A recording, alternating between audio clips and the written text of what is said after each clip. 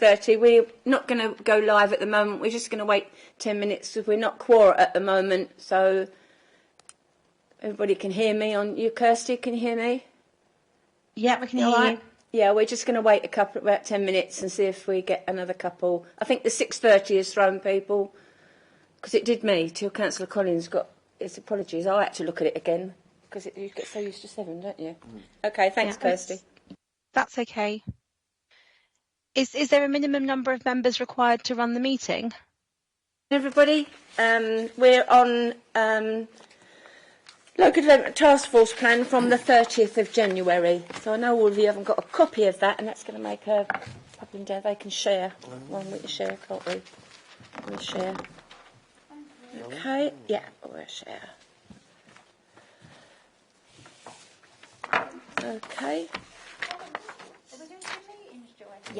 Yes. Yeah, because it was cancelled on the 30th till now. So we're doing this one first, and then we'll come to the one for tonight.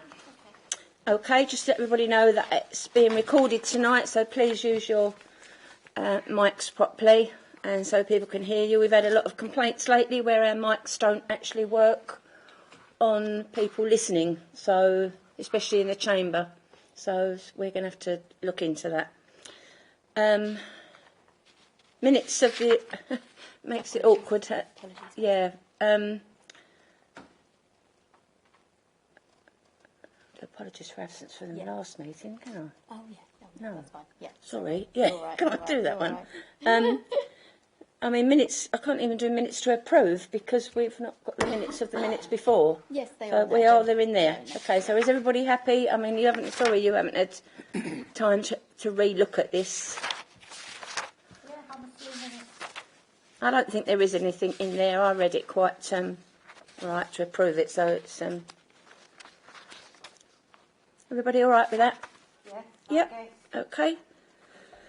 Items of urgent business. None? Okay. Declarations of interest from this one? No. Nope. Okay. Infrastructure delivery plan.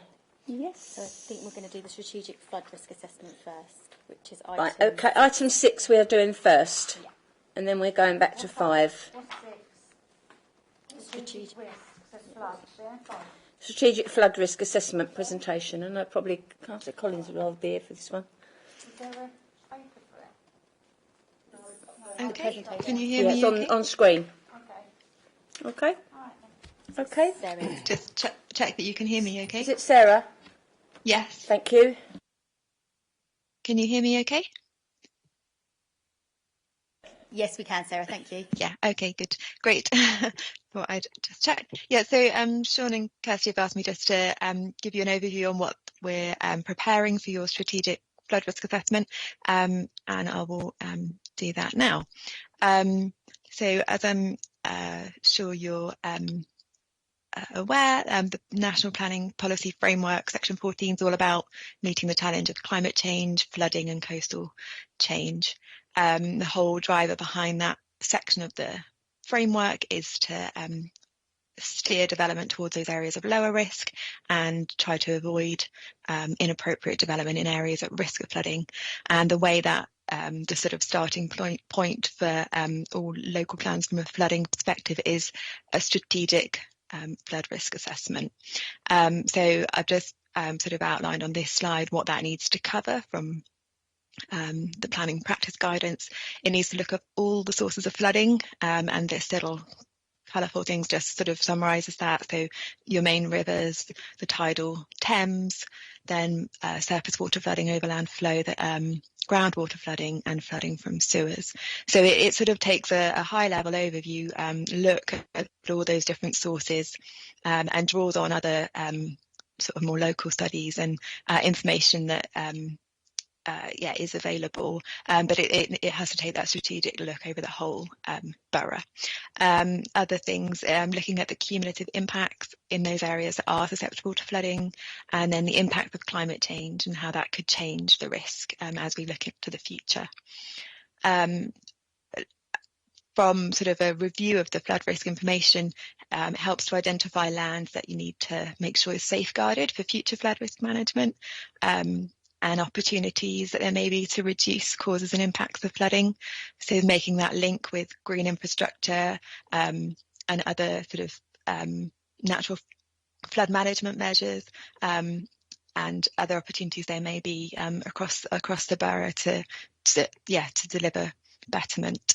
And then the framework on the guidance kind of says we just need to think about, are there locations where climate change could increase the flood risk so that development may not be sustainable in the long term. So that kind of future look. So the next few slides just go through each of these sources of flooding and just give you a kind of overview of how we've looked at those different types of flooding in the borough. So firstly, talk about the risk of flooding from the Thames. So an initial look at the sort of flood map for planning, which is the flood map you often see online, shows that kind of a large part of the frontage is shown to be in flood zone 3. And you have to remember, when you're looking at the flood map for planning, it doesn't take into account any defences. So this is just, if there were no defences there, these areas are identified as high probability of flooding. But obviously, along much of the frontage of Thurrock, you've got a high level of defences. So what is the risk actually of flooding from the Thames? Well, it's the risk of overtopping of these defences in the future. If sea levels are going up, there's a risk that they could overtop in the future. And then there's a remaining residual risk, as it's termed, which is the risk if there was a failure of the defence, so a breach in the defence, or a failure of a barrier to close, something like that. So we've looked at both of those issues, both of those sort of mechanisms of flooding through the modelling. I mean, I'm not sure if you're kind of familiar with the previous SFRA, but sort of building on the work that's been done in past and refreshing it. So it's using the most up-to-date climate change information and using the most appropriate guidance. So obviously the last SFRA is a number of years old now. So firstly, overtopping. So for this, we're looking at, so if we were to assume sort of 100 years kind of ahead of sea level rise, and we were to look at a design event, which is this 1 in 200 year event, which is typically what's called the design event in the guidance. These are the areas that would experience some overtopping. And then if we were to look for an extreme event, which is a 1 in 1,000 year event in 100 years time, this is the kind of areas that could experience overtopping. Now, it's important to note that this modelling has been based on the assumption that there's no change in the existing flood defence levels, they're just kept the same. And obviously we're aware that the policy for particularly so the Purfleet, Grays, Tilbury regions is to increase those defence levels in line with climate change. But this, we have to kind of draw a baseline somewhere, and I guess because we can't we don't know what they're going to be raised to each time, we're saying this is a conservative assessment of overtopping if there was no more raising of the defences. So this gives you sort of a design picture and an extreme sort of a picture for the design flood and one for the extreme flood from overtopping. And this would be so the design flood would be what you would design sort of finished floor levels to, that kind of thing. Then we've looked at the residual risk of a breach. So we've got 21 locations along the frontage where we worked quite very closely with the Environment Agency asset performance team to identify these locations. They've largely stayed the same from the last SFRA in terms of location. One has been removed and a different one added. And we've revised the breach modelling in line with the latest technical guidance from the Environment Agency in terms of things like how long the breach is left open for, at what point it breaches, sort of when the tide's at a certain level, that's when it would breach. The sort of nuances in the modelling, they've been revised. And just on the screen there are just 2 example outputs for Grays 1 breach location and East Tilbury 2 location. And they just sort of show the propagation of the floodwater there. So this is obviously a residual risk assessment, because it's in the event that there was a breach in the defence and during a extreme flood event at the same time. So again, we've looked at 100 years time, 21-25, for a 1 in 200 year event. And this provides useful information for emergency planning considerations. So whilst we wouldn't design sort of finished floor levels and things based on this, we would design in safe refuge and other provision for these types of events. So moving on to look at river flooding, the main rivers, Environment Agency designated main rivers, such as the Mardyke, Stamford Brook, they've got quite recent models completed for them, with a range of climate change scenarios and also a 1 in 30 year flood, so a more sort of more likely flood, which gives you your functional floodplain. So you can see on these figures, the sort of more colourful boundaries show how the 1 in 100 year flood will increase, as it's anticipated to increase due to climate change. And then that very dark one in the centre is the functional floodplain, which is very much where water has to go during a flood, and that's not that needs to be protected and kept as flood storage. In planning terms, very little can be built in those areas. So yeah, we've for river flooding, we've just sort of obtained the models from the Environment Agency and we've mapped them for your areas. We've done a little bit more work for the Mardyke model. We've done some sensitivity analysis on that model too, because we're aware that there are quite a few potential development sites in the catchment. We're trying to see how sensitive it is to change, and if development did come through, and would it change sort of the rates and volumes of water getting to the watercourse and timing of it? Could it have a cumulative impact further downstream? So that is a sort of extra package of work within the SFRA. It's still being finalised, so yeah, the draft outputs will be shared quite soon, but that will feed into the assessment of rivers, flooding from rivers.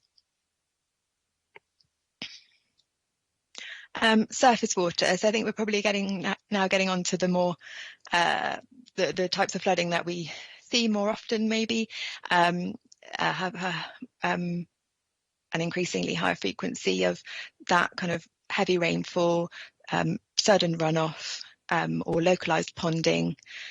This figure just shows a national data set that's available called the Risk of Flooding from Surface Water, which has been improved with sort of modelling that's done as part of surface water management plans. I know that one was done for Thurrock a few years back that sort of fed into this modelling. And the red areas are critical drainage areas that were identified through the surface water management plan. So the sort of the evidence of surface water flooding and the picture we have of that is based on that sort of broad scale modelling, but also the modelling that was done for the surface water management plan, and then other local studies. So sort of your Section 19 reports, work that Thurrock are doing as in their capacity as the lead local flood authority, and investigations and sort of their general sort of data gathering on flooding incidents as they happen. So the SFRA seeks to draw that together and sort of signpost the various documents on surface water flooding. Last couple of ones, so groundwater flooding. There's a data set available from the British Geological Survey, which provides an overview of susceptibility to groundwater flooding. So it's not assessing the risk of flooding, but it's showing those areas which could be susceptible to flooding based on the underlying geology and the soil conditions. So you can see there that there's some areas in the south where there's potential for groundwater flooding below ground level, but the the main sort of glaring thing, I guess, is all that red, and that's where there's potential for groundwater flooding at surface, sort of in the Mardyke catchment, and also the upper parts of the Stamford Brook catchment. And that can be used in connection with sort of historical records to understand the mechanisms of flooding there. When it gets down to sort of considering sites, you do need to just do the sort of site investigation work to actually understand the connections, but this gives a strategic overview, which is what we need for the SFRA of where the issues could be. So there's been two, so I mentioned earlier the little bit of extra work we did for the Mardyke, and we've done 2 extra packages as part of the SFRA, just looking firstly at West Horndon and then secondly at Tilbury. So in the West Horndon area, we're aware of flooding issues, and there's kind of interconnected mechanisms of flooding here, with surface water ponding and then sewers, and the rivers as well coming into the sort of the upper tributaries of the Mardyke. And there was a small integrated catchment model of just of West Horndon, just sort of at the top, was developed as part of the Mardyke study.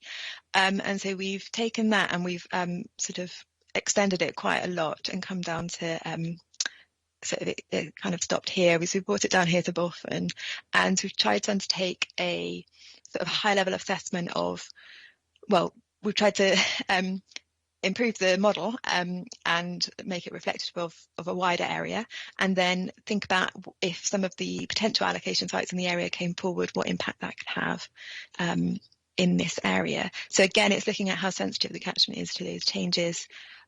Are there locations where actually if you put in some storage, it could alleviate things, those kinds of options. So it's again, it's sort of a high level look at the issues there, just to try and support our understanding of the issues as part of the SFRA. And there's been a similar study done for Tilbury. So again, an area that's been modelled in the past as part of integrated flood study, I think it was called, and includes the flood storage area, obviously here. So again, we've taken the model and sort of updated it, refreshed it, and put in consideration of some of the sites, potential sites that have been earmarked around this area. So this red area shows you the model boundary that's included. So those sort of those extra studies will feed into the SFRA. I'm going to look. Oh, there should be another slide.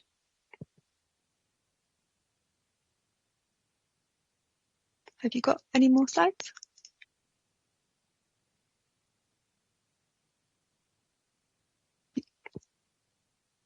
You got. I can talk around them, but is that just where you want me to stop? No. I'm just looking now. I think there's been an incident where some things have kind of repeated themselves. Let me just go through. It appears that some bits have duplicated. If you scroll down to where it said to slide 22. Yeah, I think you'll get on to the bit which talks about policy recommendations. Yeah, apologies. No, that's okay. So it's better to have them twice than not at all. Okay, so I just jump forward to policy and then we'll come back to the previous slide. So the purpose of the strategic flood risk assessment, as I've said, is to paint that picture from the flooding from all different sources and pick up where the issues are. And then we've the output is sort of recommendations that can be taken forward as you continue to develop the local plan.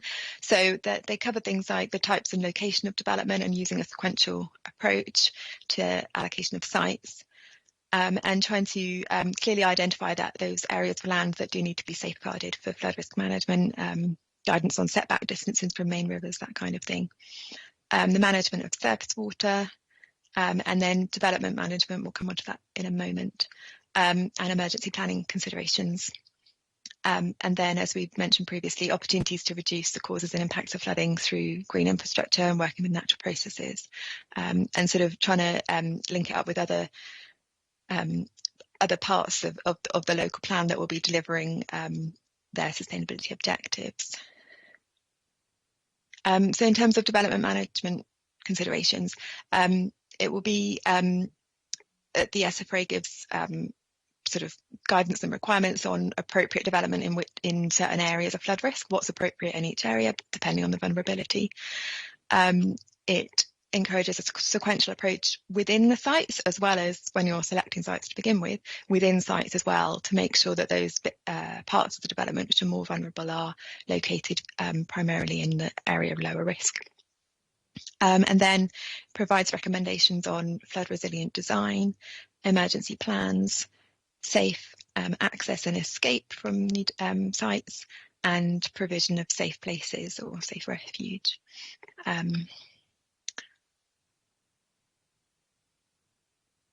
So one, I think one of the deliverables we've issued to the council as part of the strategic flood risk assessment is we were provided with a GIS layer of all the potential development sites, and we've analysed them against all the flood risk data sets that we have obtained through the SFRA, and then provided that back as a spreadsheet so that so all the sites can be sort of scored on flood risk terms, if you like. We've provided a ranking, but that's sort of just a suggested ranking that can be tweaked, and the different flood sources can be weighted so that you can clearly see which sites are sort of preferential in flood risk terms, and you can Sarah, could I just interrupt there just a minute? Yeah. That's beyond us even looking at it. Yeah. It doesn't make any sense to me. It doesn't make any sense to me at all, that slide. Okay. And I'm not putting you down, don't think that. Yeah. But that doesn't mean a thing to me because we can hardly see it to start with. We don't know what all the colours are for. So whether you're going to send this out afterwards, it won't mean anything to us sitting here. Okay, I can skip through that one really. The next slide talks about the sequential approach anyway, so that's fine. Well, yeah, I can keep the slide on, but essentially, each row represents a site, a potential development site in Thurrock, and the colours are red means it's not so good, green means it's good. You don't need to be able to see any of the detail, just essentially It is online. Essentially, some sites will be sort of good in flood risk terms, with very low risks, and some will have a lot of risks. And as a council, you need to demonstrate that you are preferentially selecting sites that are lower risk before you consider those sites at greater risk. That's carrying out the sequential test and the sequential approach. So that tool is just an Excel sheet, just a spreadsheet of all the sites to enable the council to see which ones score well and which ones don't score well, and then to apply a sequential approach that they can document so that Sarah, you can prove. Sorry to interrupt again, but it's all right for council to see those sites, i.e. planning, but members also have to see those sites because we don't know what they are, where they are. Is there any opportunity for us to get this list of sites? Because we've actually been asking for these lists of sites for quite a while now. Thank you, Chair. So the presentation that's on the screen just sets out one of the layers of evidence that we need to look at for the sites allocations. So through the Reg 18 document, which will come forward in July.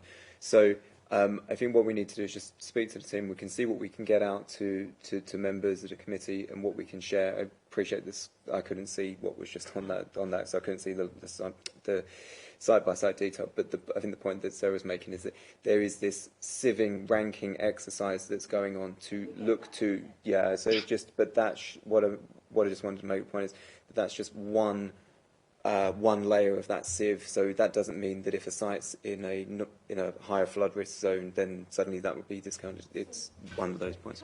So can I just clarify one thing? So you're going through all different assessments. There's a list of sites that nobody's seen part of planning. You'll overlay all the assessments. Whatever's red, you'll throw out. I'm assuming, because they would be the high risk flood, high risk, anything else that's coming out the assessment, and you'll be left with a set of sites that you will be coming forward to members with. Essentially, that's right. That's the process. What I would say is that the I don't know, I think it'll be on a later presentation, but there's a series of technical evidence which is being completed now, which is due to be completed by the end of this month, which will go onto our website, so that will include that level of detail. But what we can do is, because this has been raised by this committee, we can ensure that I don't want members just waiting to try and wade through it and find it themselves. So what we can do is lift that out and we can circulate it to this committee, so you've got that. We can do all that, Lee. We can get all that in place to do. But if a planning application comes through and water companies or anybody don't turn up at planning, that is wrong anyway. So there was questions asked at the last one, wasn't there, in East Tilbury, and couldn't be answered because the water companies didn't turn up. So I think there's a lot of questions. I mean, Sarah, don't think I'm being rude, because I'm not like that. Most people know me. I'm not rude. Have you just got is all this come off of Google, or have you actually been out site visiting? I've been out to site in the past, not in this iteration of the SFRA, but I've worked on the strategic flood risk assessment for Thurrock previously. So when we were, so I have been to site, to some sites. I've worked on individual sites in Thurrock as well. This, in terms of sort of some of the data sets that we've got, or the modelling and things like that, obviously that's been obtained or generated, prepared from data sets that we have, but they are all the latest data sets. And then we have, feeding into the SFRA, we have sort of the information from the lead local flood authority, who are obviously on the ground, as it were. I mean, we had obviously, I don't know whether any of us were here in '53, but when it flooded then, I wasn't for one, but... Well, I certainly wasn't. No, but I mean, that was technology. If technology had been there, and telephones and things like that, wouldn't have been as many lives lost in that one. But I think in the 80s, before the wall was built properly, we've had flooding there. I know with the yacht club, it's come over the part of the wall that was there. So we've had flooding. And my only worry is with a lot of this is there is a river in Chapel St Mary, which I only found out the other day. But it's obviously been built over. Yeah. And, so that's got to run somewhere. And if I know I've said it many, many times before, and we've got councillors who live in the ward, Tilbury, and we keep putting things in the way of that water. The force of the water is stronger than us, and the water will find a way out. I don't know if anybody's been round the little tiny roundabout in Chadwell at the moment. You might as well row a boat round there at the moment, because nobody seems to be taking ownership of that. So that water's got to be coming up somewhere, but I know we don't own the road. And that is why we can't do anything as highways. So I don't know. Lee, can you come in on that one? Yeah, thank you, Chair. If Sarah could just go back to slide 22, I think that there was a list. That's it. So right at the bottom there, I think that's really, really important to bear in mind through this process. So what we're looking to do is to identify the sites with the least risk of flooding, and also to look at opportunities that cause the impact, and how we work with site owners, with the water companies, with utilities, to ensure that when development does come forward, that we do work with water. I think that's the point that you're making. You have to. You don't really have any other option. You have to work with. And it's about, there's another layer then through that sieving process about, in terms of design, how do we design places, and how do we work with natural features so that we can steer water, how can we make it sure that it moves where it needs to, and where it needs to be stored where it needs to. And this mapping really helps us underpin and inform some of them decisions, because otherwise you're really shooting in the dark. So this is why that's so important. But again, just stress the point that this is just one of those technical studies. Yeah.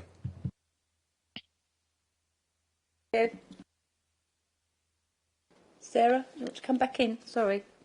Oh no, that's fine. So it was just, I can just skip to the last slide really, just gives you an overview of the kind of process, I guess. So update the flood risk evidence base, the strategic flood risk assessment, that's essentially the stage that we're here doing now. then for the council to apply the sequential test to sites on a flood risk grounds. Obviously, as has been explained, there'll be many other sort of factors to take into account as well as flood risk. So then we get to this sort of yellow box here, which says, are sites at medium or high risk of flooding still needed to meet targets?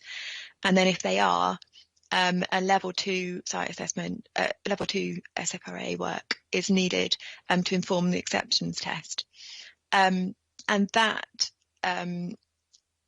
once the sites have been chosen for allocation and things, sort of some extra recommendations will then be prepared. Much of the modelling and information will be there, but if anything more is needed, the level 2 is where is the place for it, and the level 2 is needed to pass the exceptions test in the MPPF. So that needs to demonstrate that the development would provide wider sustainability benefits to the community that outweigh flood risk, and that the development can be safe for its lifetime, taking account of the vulnerability of its users without increasing flood risk elsewhere, and where possible will reduce flood risk overall. So it's getting to that point at which, you know, you might consider that actually you do have sites that they're not at completely low risk, they have a bit of flood risk on them, but they still need to be developed. And so this is the way by which they can still be brought forward, but they'll be, but it can be demonstrated that they're safe and that actually you can take measures to reduce flood risk. So I think that slide there was my last one, just to sort of summarise the sort of process that that sort of the local plan in terms of flood risk has to go through. Thank you, Sarah. I know that shouldn't bring up planning really, Lee, but when the 200 was put through on a few weeks ago, that was against, the officers were against that, but that still got through. And that, to me, is another, that's going to affect East Tilbury greatly, because the water runs down from Buckingham Hill Road and down into East Tilbury, and East Tilbury has got the water running right round the edge of it. So if we're going to do, you know, if this is all good so that we know where and if and what, but if we're going to put planning applications through with houses where we know there's a flood risk and it's going to make it worse for the people who already live there, then I wonder where we're going, because we're going to get more housing developments built, and I think that's going to be our worry. There's lots of parts of the borough that are not. Sarah mentioned the Mardyke. Was you Mardyke was in South Ockenden, Sarah? Yeah. Yeah. I mean, that is so flooded now. That is higher than it's ever been, the Mardyke, and that is going right out to the A13. So that is coming from North Stifford right the way through to the A13. And they had to remove the horses from there because they were getting foot rot. So they had to take them off of there because it's so deep in places. So I've only got that worry that if we don't listen, sometimes we have to go against officers, but sometimes if we don't listen, and we haven't got the water people there to ask these things of, because I don't think at the moment our system can cope with it in Thurrock with water or sewerage, and I think we've got to find some other way of doing that. So I don't know whether you want to come in on that, Lee, with planning being, I've mentioned planning. Thank you, Chair. I think it just highlights the importance of considered conscious sites allocations supported by evidence through this process, and it really points against ad hoc applications on greenbelt sites, and it needs to be a considered process. So just supports what the work the team are doing, really. Thanks, Lee. Councillor Collins? Yeah. I'm very, very concerned that basically whatever we're saying, and they say, oh yeah, it does flood, whatever mitigations you put in place will never be enough. No. Anglian Water is pumping raw sewage and untreated sewage into our rivers, which means that the drains, as they are, and the sewers, as they are over capacity. And there's not one. We hear about bunds, we hear about poddens. No, what we need are proper sewers. If the ones that we've got cannot cope with the demand, then we build new sewers for the lot. When they built Southwood and Ferrers, the whole drainage system was put in straight away first. Then the houses were built. We've had too many builders building properties and attaching them to the existing sewers, which were built and made in the 60s and 70s and were never meant to take the amount of building and dwellings that have been attached to them. If you want to do building in Thurrock, you're going to have to do it from the bottom up. But quite honestly, you're wasting your time, because most of Thurrock is a floodplain.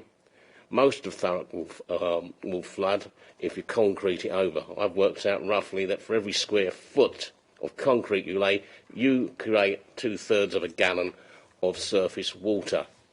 You're building an environmental and catastrophe. You're not building homes for people.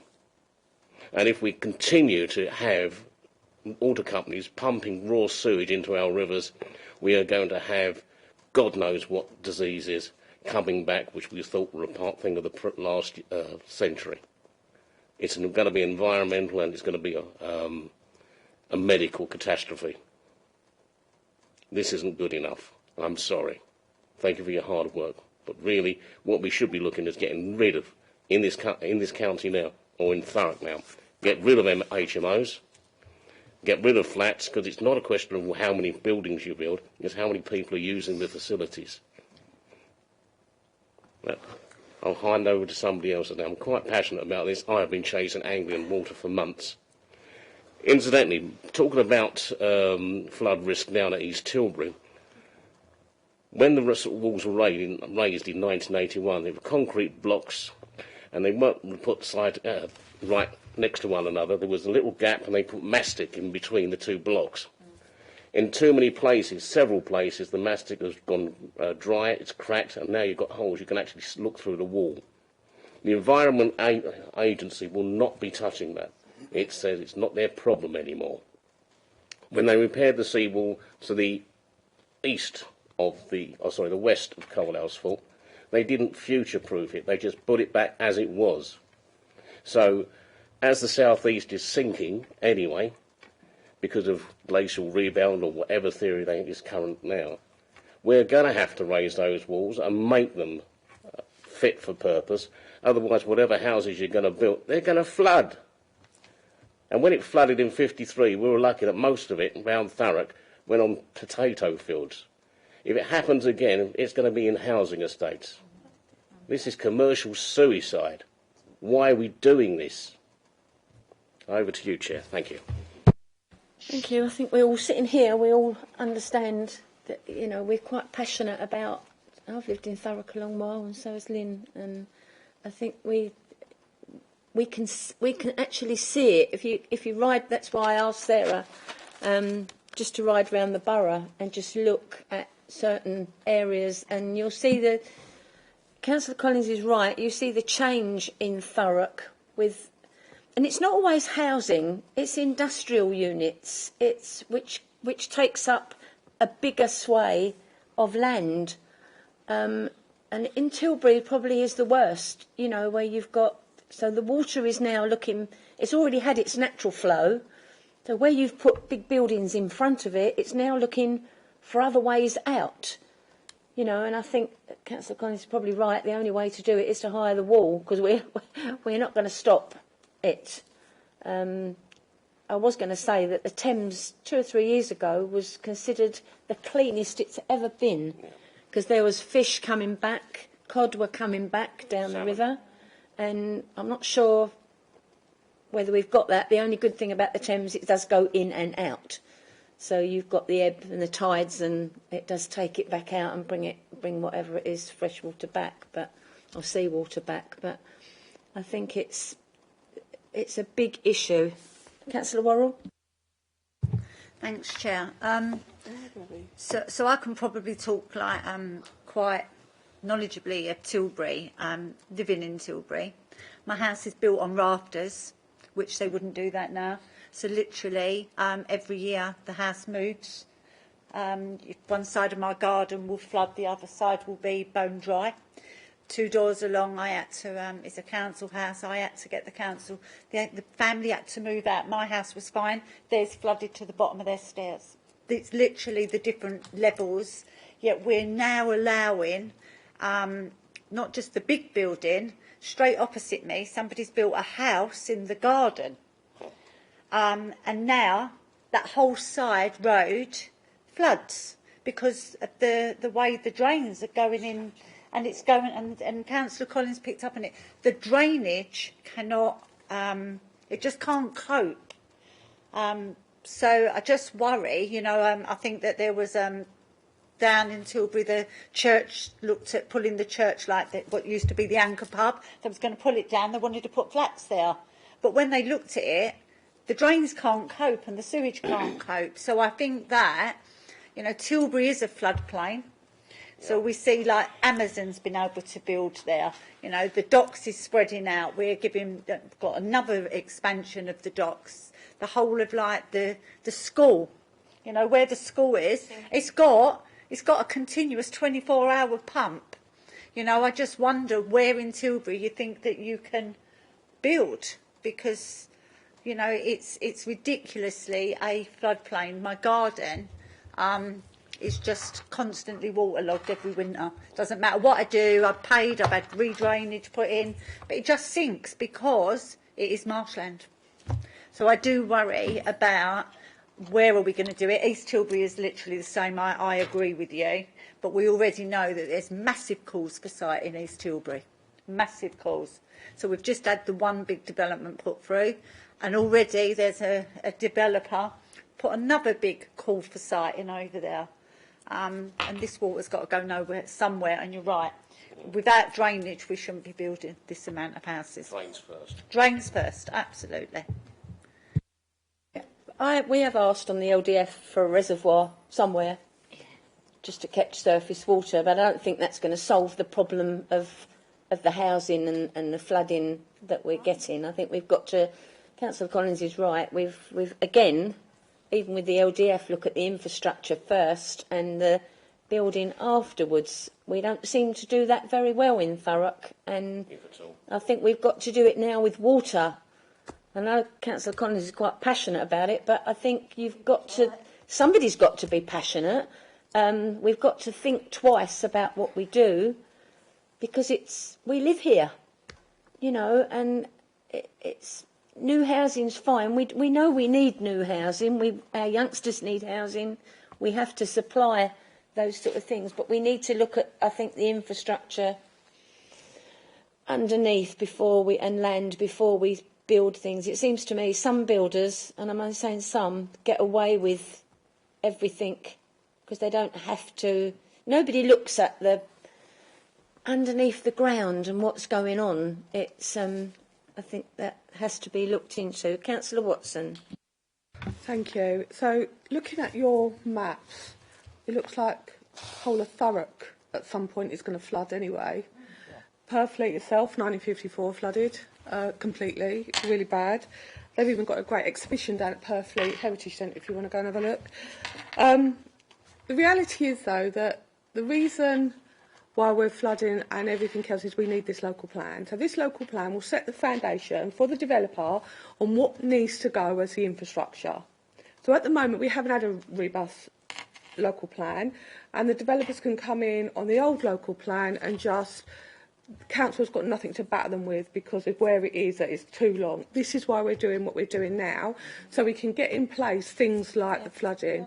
There is nothing you can do retrospectively because it is what it is. I personally really like estate renewal stuff more than new build, because then that gives you the opportunity as well to go underground and do what you need to do.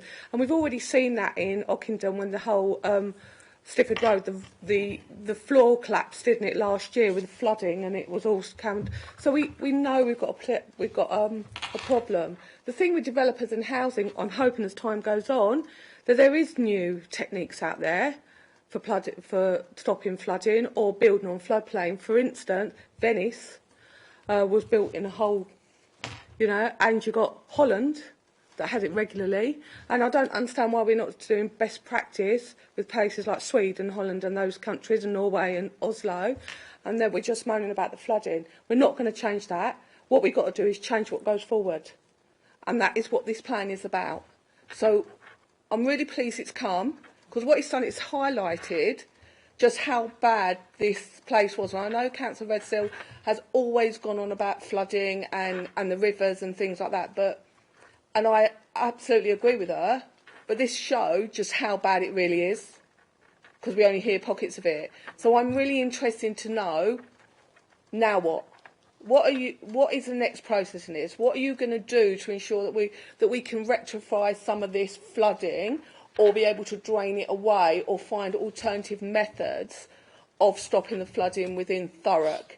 Because Purfleet has got the Pard Dyke and the sea wall, and it floods regularly. Exactly the same as Stamford, exactly the same as Tilbury.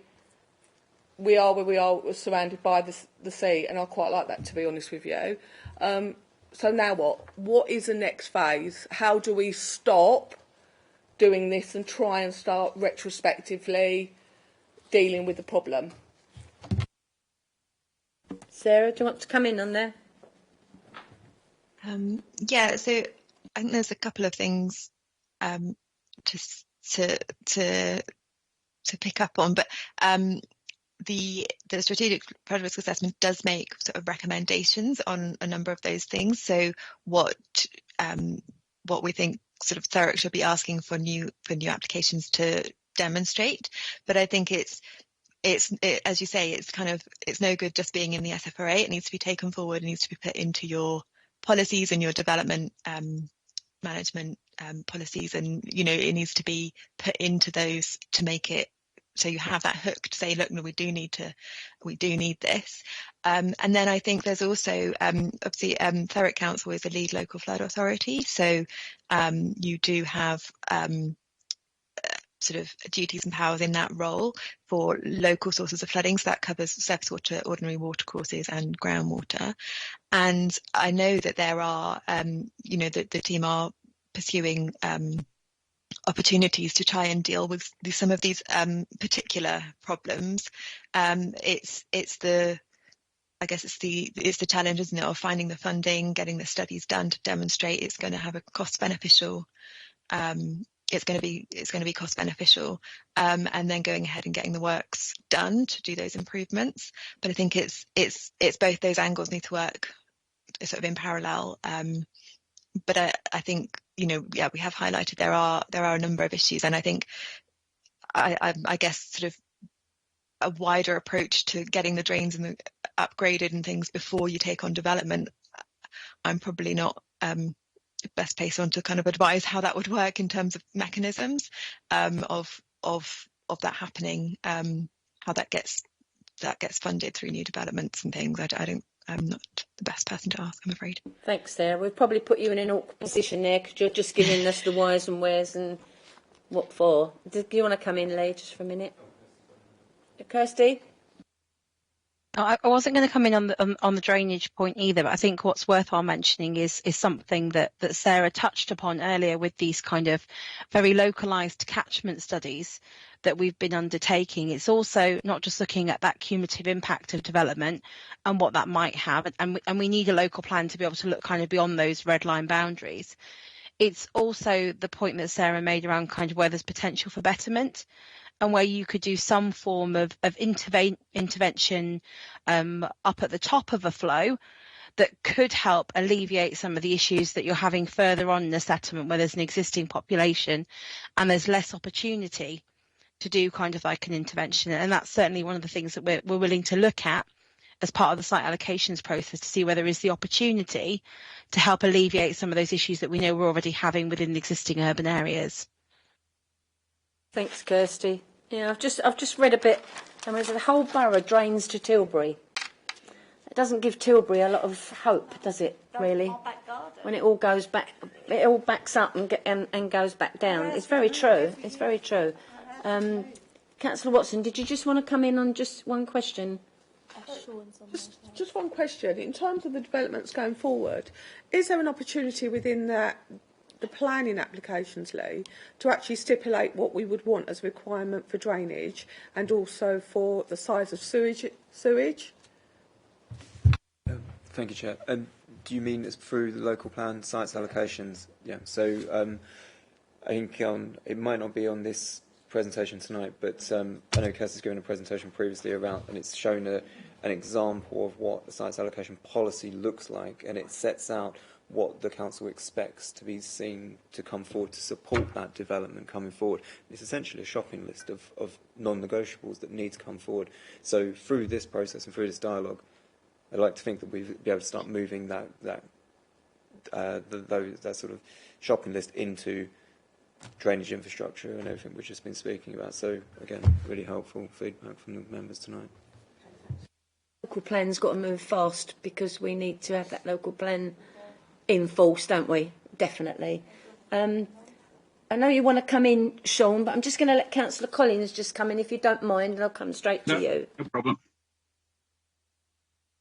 Yeah, the sort of planning that developers are given on their particular site regarding drainage doesn't sort of extend beyond their little area. Now, next year, there's going to be rules coming in about they've got to manage the water on that site, isn't that right? Just go to your first point. The point around the sites allocations is that it does go beyond the site boundaries, and that's exactly what we're trying to capture here. So when we have the sites allocations, it's not looking at individual sites, it's looking at, yeah, it is looking at individual sites, but it's then looking at how they work together in almost like a jigsaw piece, and then how water would move its way between those sites. And as Kirsty said, what interventions need to happen here to make that development not suffer, and how we can bring that forward. So it is about a much wider management of water. And you could fill in the blank. It doesn't have to be water. It could be it's energy supply. It's everything. How do they work together and how do they support each other, rather than just being what we're seeing at the moment, which is more of an ad hoc approach to planning. I really would welcome an integrated plan, because it's, as Councillor Worrell's pointed out, if somebody builds something in a garden next door, it affects her house. It's the same as you put. It's the same if you're building a town. Or a collection on a estate of houses. All stuff will get displaced and go and affect other areas. There's also the, and I'd like to add on, just to make this nightmare even worse, the Environment Agency isn't just withdrawing from doing sea defences, they also do withdrawing from cleaning up rivers and waterways. And they've said it's down to the landowner. Well, if you're a big landowner, good for you. You have my sympathy. But some of these little rivers run by people's houses, ordinary semi-detached and detached houses, and also terraced houses. And suddenly, here you are living in your little terraced house with a little brook that's bubbling away there for the last 30, 40 years, and no one's told you you've got any responsibilities, and then one day you're going to get a letter through the door saying you're now responsible for keeping that clean and running. Has anyone given any thought to that on one of these new builds? Lee? Well, I think it's probably the same. The approach that we're trying to bring forward through the plan is what we're just setting out. Is that it's to avoid the unintended consequences of development and what that would then do to existing setup. So Councillor Warren's garden is a good example of that. But the second point that you made around about mandatory provisions coming in. So that relates to sustainable urban drainage systems, so SUDS, which is likely to come in as a mandatory requirement. But which, in terms of timing, if we're looking at Reg 18, picking up on the Chair's point, Reg 18 in July, then we'll be moving to Reg 19 as submission document next year. So it will be in and around the same sort of time that would become mandatory. Hopefully we would have a plan coming forward in place which would then look at how all of our sites will work together and to become Kirsty's point, to the betterment of communities and not affecting existing properties, and the sort of bubbling brook example is a good one, I think. I think what we've also got to look at is Councillor Worrell mentioned it. It's people buying homes wherever they're from don't seem to be going through the proper planning procedure. They seem to, there's permitted development, but they seem to be going over that permitted development, and that's probably what's doing it in your area, where they're not allowed to build on 50% of their back garden, are they? So that's... Yeah, but I think they're not getting planning, and they're just going ahead, and I think we're not following up on, in our own wards even, if we see something being built, I think we've got to say to them, is that permitted development or is that too much? You know, because I think we've got to take a bit of onus on this, because I do. I go around my ward or I get reported that this has been... So I think it's down to planning too, Lee, but it's always, we've got to take a bit of onus in our own wards if we see things that are not right. Yeah, and I think most of us do that. Yeah. Sorry, Sean. It's all right. Just a couple of things to note. I mean, obviously, we're now going to have, in effect, a robust evidence base, which we haven't had before, which allows us to sort of have more informed discussions with applicants and to point out to them what we need for them to go away and do and deliver in terms of infrastructure improvements or mitigation than we've ever had before. And so that can obviously be played into any discussions we have with them when the applications come in. Equally, in terms of ongoing discussions with site promoters as part of the local plan process, we have flagged to them that we will be really strong in making sure that there's adequate infrastructure in place to mitigate, and if it can't be achieved and the development viable, we won't allocate the sites for in the local plan itself. And, you know, we're mindful of the concept of good growth, which doesn't mean that we accept high levels of development for the sake of it, because if it has an adverse impact, then we shouldn't be promoting it, because it's not going to help the long-term betterment of Thurrock. But the other point I was going to say, we have had discussions with the water companies, and I think the last one we had, Sarah and colleagues from Arup attended along with the Environment Agency. And basically what they were telling us then was that their approach to life is to model the impact of growth after local plans are adopted. So therefore, what they were saying to us is, you have a plan adopted back in sort of 2010, 11, and that's what we're looking at projecting in terms of needs and requirements going forward. So we said that's wholly unacceptable, because the scale of growth that might come forward in Thurrock requires you now to go away and model different options, looking at different scales of growth, and then come back to us and tell us what that all means in terms of the existing infrastructure. You know, the members have been pointing out the issue at a strategic level, everything's funneling down into Tilbury. But there are other issues at bear at sort of a strategic level as well as site-specific level that we need to interrogate and hold the feet close to the fire and make sure that we can actually respond through the local plan. And whether that's asking the water companies or looking at site promoters, getting them to look at how they can actually deliver the infrastructure and mitigation required.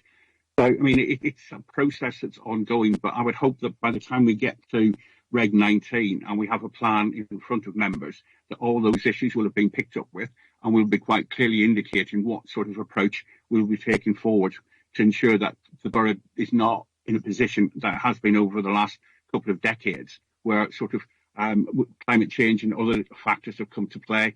Infrastructure provision has been sort of constrained by the lack of availability of funding. If they want a permission, if they want an allocation, they're going to have to look at how they fund it.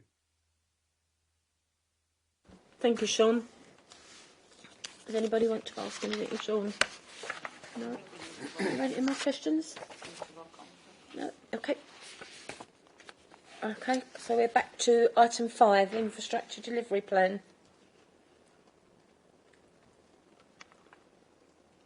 What have we got? So that is Jordan, Green and Anna Richardson. Jordan, can you hear me? Good evening. Yep, this is Anna Richards from Arup, and my colleague Jordan is also Thanks, Anna. here on the line. Have you got the option, either Anna or Jordan, to take control, or did you want me to navigate the presentation for you? It will be in the middle of the top banner if you can see something that says take control. if you want to do it yourself, or I Okay. can move it. It's up to you. Jordan, do you want to take through Yeah, I can do it. No worries. presentation? Thank you. Okay, so we've just set out a brief summary agenda of what we're going to cover in the presentation. So we're just going to talk a little bit about the role of the IDP, what its purpose is in relation to the local plan, the programme for the work that we're doing and who we've consulted with to date in undertaking that work. Then we're just going to give a brief overview of the infrastructure constraints and issues in relation to some of the key topics that we've been looking at, and then welcome your feedback, and we'll talk through the next steps as we take this piece of work forward. So the purpose of the infrastructure delivery plan is to set out the social and physical infrastructure that's needed to support the planned housing growth, housing and employment growth throughout the whole plan period. So ultimately, the end goal is to identify sort of key projects and interventions from an infrastructure perspective, to understand who's responsible for delivering them, how they could be funded, how they should be funded, and crucially, where there are funding gaps. And coming back to the discussion earlier about sort of timely delivery of infrastructure in relation to development, when that infrastructure needs to be delivered, so that it's delivered in a timely and early way to support development. The IDP has a key role in assessing the costs required in relation to that infrastructure, and as such is an important part of assessing the viability of sites that are proposed through the local plan and the local plan as a whole, and feeds into the whole sort of issue of all the sort of balancing priorities, including costs of infrastructure and other council priorities such as good quality design, affordable housing and so on. So helps the council in prioritising what should be funded out of what is realistically a limited pot of developer funding, but also is a good first step in focusing efforts on seeking funding from elsewhere, developing business case work and funding applications, etc. So to date, we've focused on producing a baseline report, so understanding what the issues are with current provision, where there are currently capacity issues or challenges which restrict how services can be delivered in the borough. And the next stages, I think the next slide. So just this sort of describes how the IDP is something which feeds in and informs the local plan throughout the various stages of production. So as I said, the work we've done to date is baselining, and that's informing how the spatial strategy is developed, and which sites and the site assessment process from an infrastructure perspective. And going forward, we're going to be assessing the infrastructure implications of different levels of growth across the 5 spatial planning areas of the borough, to make sure that infrastructure infrastructure needs is a key element which informs decisions about where growth should occur. So the output of our current work will be published alongside the Reg 18 plan later this year. And then as the plan process moves forward to Regulation 19, and once the sites to be allocated are determined and the spatial distribution and the phasing of the growth, both housing and employment, is understood in more detail, we'd undertake a next stage of the IDP, which would be a full schedule of projects and sort of specific costing and phasing of those projects. Okay, next slide.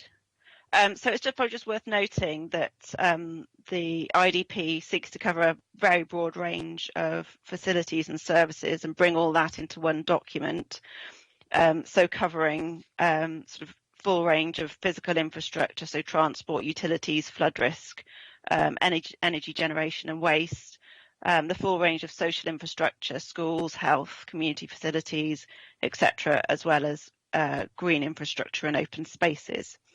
So it's vital that this full range of infrastructure provision is properly planned and delivered to support placemaking and achieve sustainable growth and support economic development.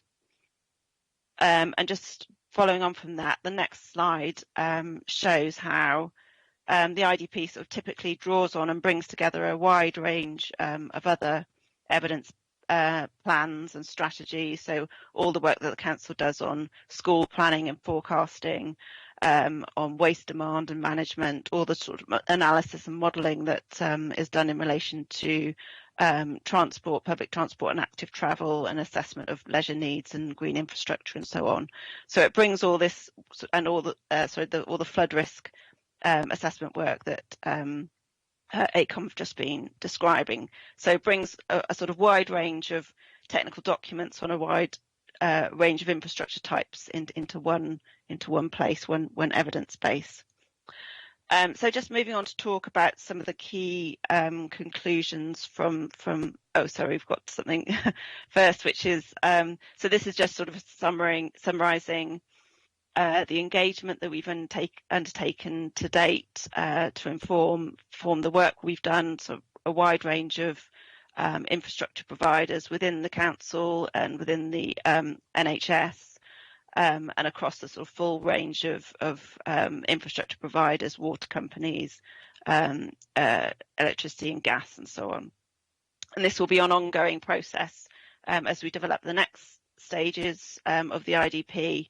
And we'll be constantly engaging with these different organisations responsible for infrastructure as the sort of infrastructure planning gets more detailed in latter stages of the plan preparation. So just moving on to just a very quick summary. Obviously, there's a great deal of detail in the baseline report, but just to do a kind of quick summary of some of the key issues. So in relation to highways, the highways network in Thurrock has substantial capacity issues with traffic on the M25 and A13, often affecting the entire road network. Major development around Thames Freeport and other locations in the borough anticipated to significantly further increase pressure on elements of the network. Also, developments such as potential Lower Thames crossing likely to generate significant additional traffic and act as a further constraint on the network. Consultation to date has identified a number of sort of key pinch points within the strategic road network, including the A13, A1014 interchange, the A1089 towards Tilbury, the Orsett Cock roundabout at A13. So some very big issues on the strategic network. And I think that there's obviously a whole process of transport modelling that's being undertaken as part of the local plan preparation and informing the site assessment process, and there will be a package of mitigation measures proposed through that process. But I think it's widely recognised that the solution can't be just more highways capacity, getting more cars through the system. There needs to be also a change in travel behaviour, encouraging people to use public transport, active travel, or to travel less. So moving on to the next slides, which deal with public transport and active travel. So first of all, rail. There are clearly some good links to London from the 7 rail stations, though some constraints on the network, notably the Tilbury Loop, which suffered from underinvestment in the past, and certainly a conflict between the sort of aspiration for more freight, a greater use of the rail network for freight, and the need to ensure sufficient capacity for passenger services in parallel. And also a key issue that's been identified in terms of access to those rail stations by means other than the car, so improving public transport access to stations and walking and cycling routes to stations. In terms of bus provision, there's clearly a review underway at the moment in terms of the council-supported services. In terms of commercial bus operations, there's a relatively good service within some of the urban areas, but tends to be poorer connections from rural communities. And all this is being addressed through the bus service improvement plan, which has some sort of key priorities for improvements to bus services.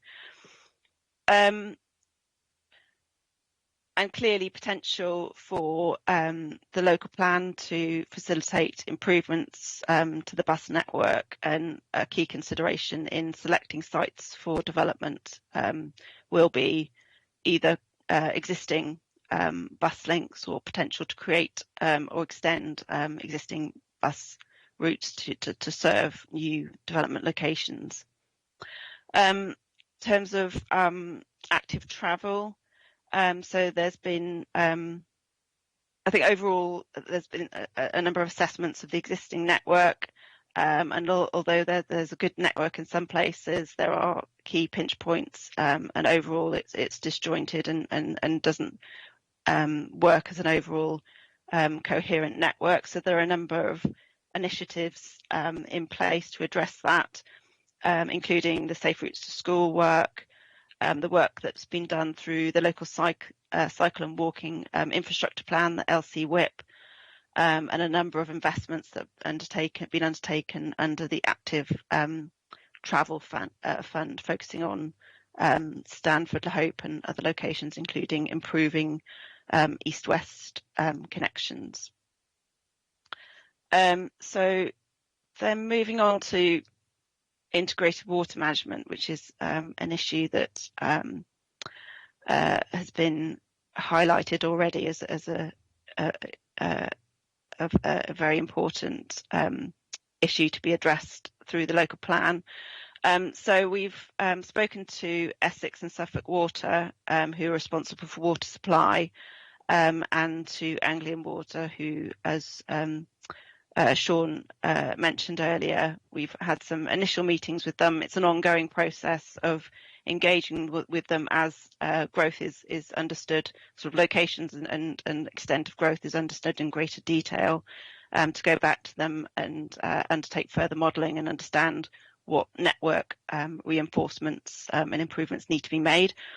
But in broad terms, from engagement to date, the current water resource management plan 24 shows quite a different picture from previous forecasting, in that it shows a significant deficit in water supply over the current management period, and that without intervention, demand for water would significantly exceed supply over the next 20 years, due in part to increasing demand from development, but also including differing assumptions around climate change and differing levels of drought and resilience that they need to plan for, and increasing demand from non-household demand, so employment growth.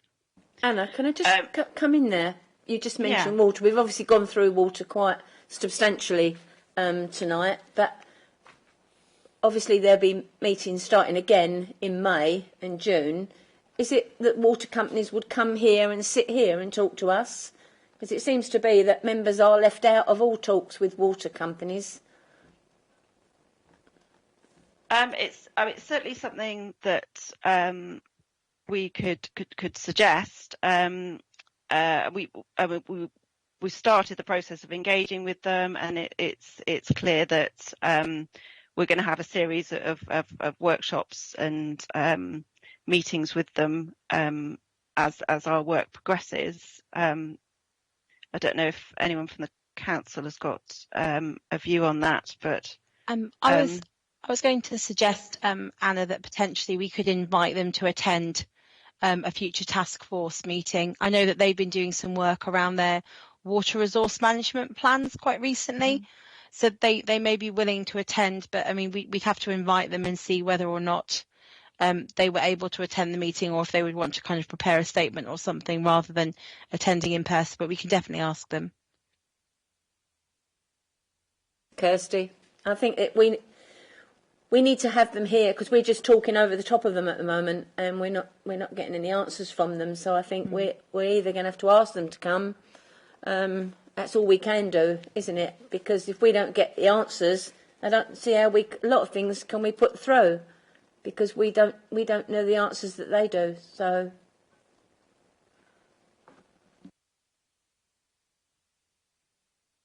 carry on, Anna. Yeah, okay, thank you. So, yeah, the sort of overall picture in terms of forecasting for water supply shows a deficit in the sort of medium term. And that deficit reduces over time, but that's very much dependent on really significant reductions in household use of water and significant reductions in leakage. And without those things happening, there's a need for really significant investment in additional infrastructure and projects to increase water supply, which would be. Anna, can we just bring one member in, Councillor Collins? I think it's just picked up to something you've said. You said something about to make the integrated water management scheme work. Households, will you be using less water? Did I hear you right? That's right. Yeah, the forecasts are based on assumptions about significant reductions in per capita consumption of water. So, which is, campaigns that the water companies are running. Yeah, Anna, how do we? The assumption is that everybody's got a water meter, so we know how much.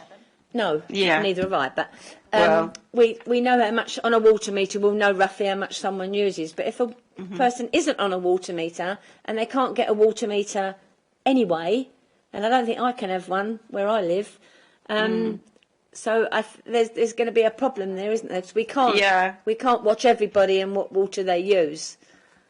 I mean, some of the campaigns that water companies are running are things like education campaigns in terms of how to use less water, but also extending metering,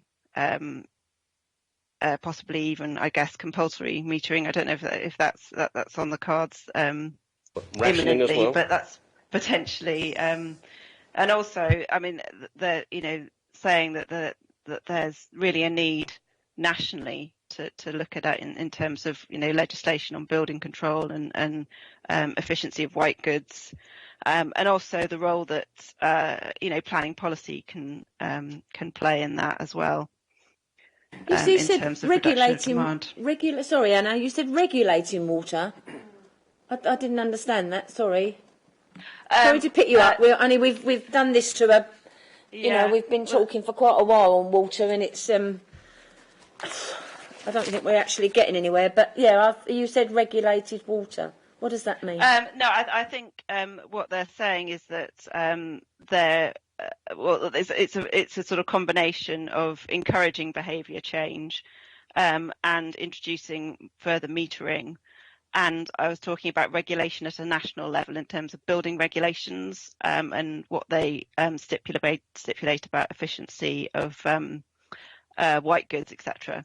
But these are really all questions for water companies to answer in terms of how they've arrived at these assumptions about realistically how demand is going to reduce. I think that's why we need them in front of us, Anna. The point I was making is we need the water companies in front of us, because we are putting you in a very bad position because you can't answer for them, and I think we need them here. Really, I think with water management we've done to a whole new level tonight. But I think okay. I think you're right. Yeah, I mean it's obviously an incredibly important issue, but I think that there are questions that possibly only the sort of statutory water companies can answer in that respect.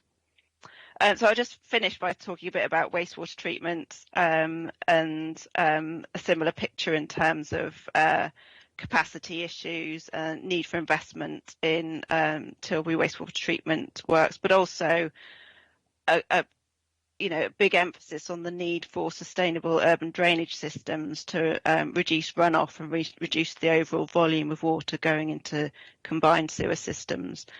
And a similar picture with Anglian Water, who's the wastewater company, on the need for significant investment and the need for a further conversation with them to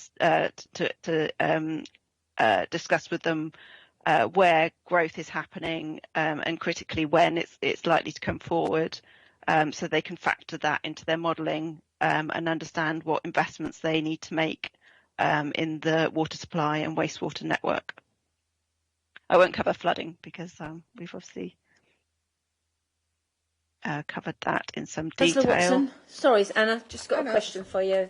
Sorry, or Kirsty, or whoever, one of you is. I'm a bit. Is that what you're saying about the supply? Is that currently at today? Because if we start building, then actually, like, the supply will go up, then it will go down. So how do we do that? And secondly, we can invite the water companies, and I know the water companies have got no obligation to attend, especially if they think it's going to be confrontational. Yeah. So if that is the case, can we please ask them for a full briefing, on all the questions and all the concerns that we have now, which is not the same as like having that question and answer session with them, but it might help a little bit, at least.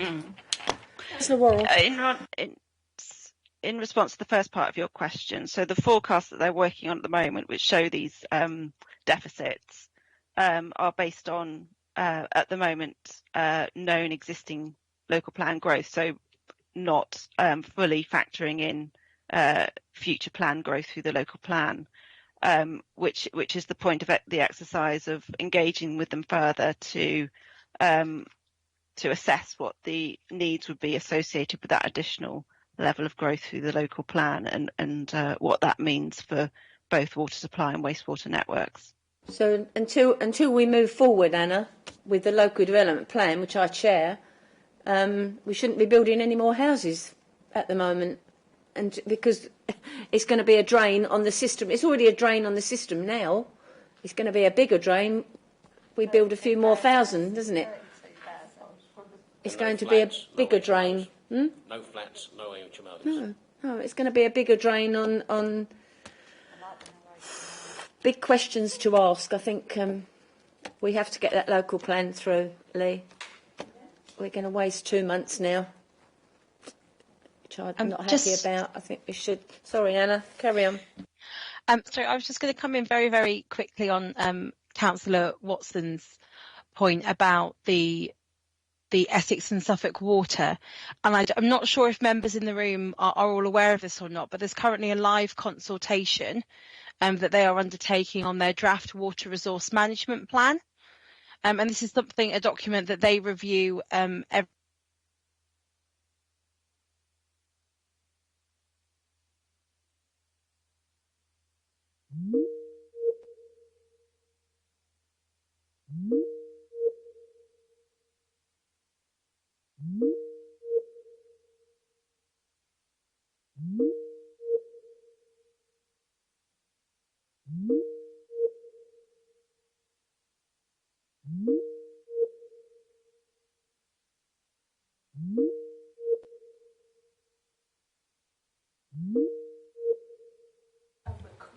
Sorry, Kirsty, can you hear me? It's Rhiannon. We've just lost you a second. We can't hear you in the room. Can you just bear with me 1 second?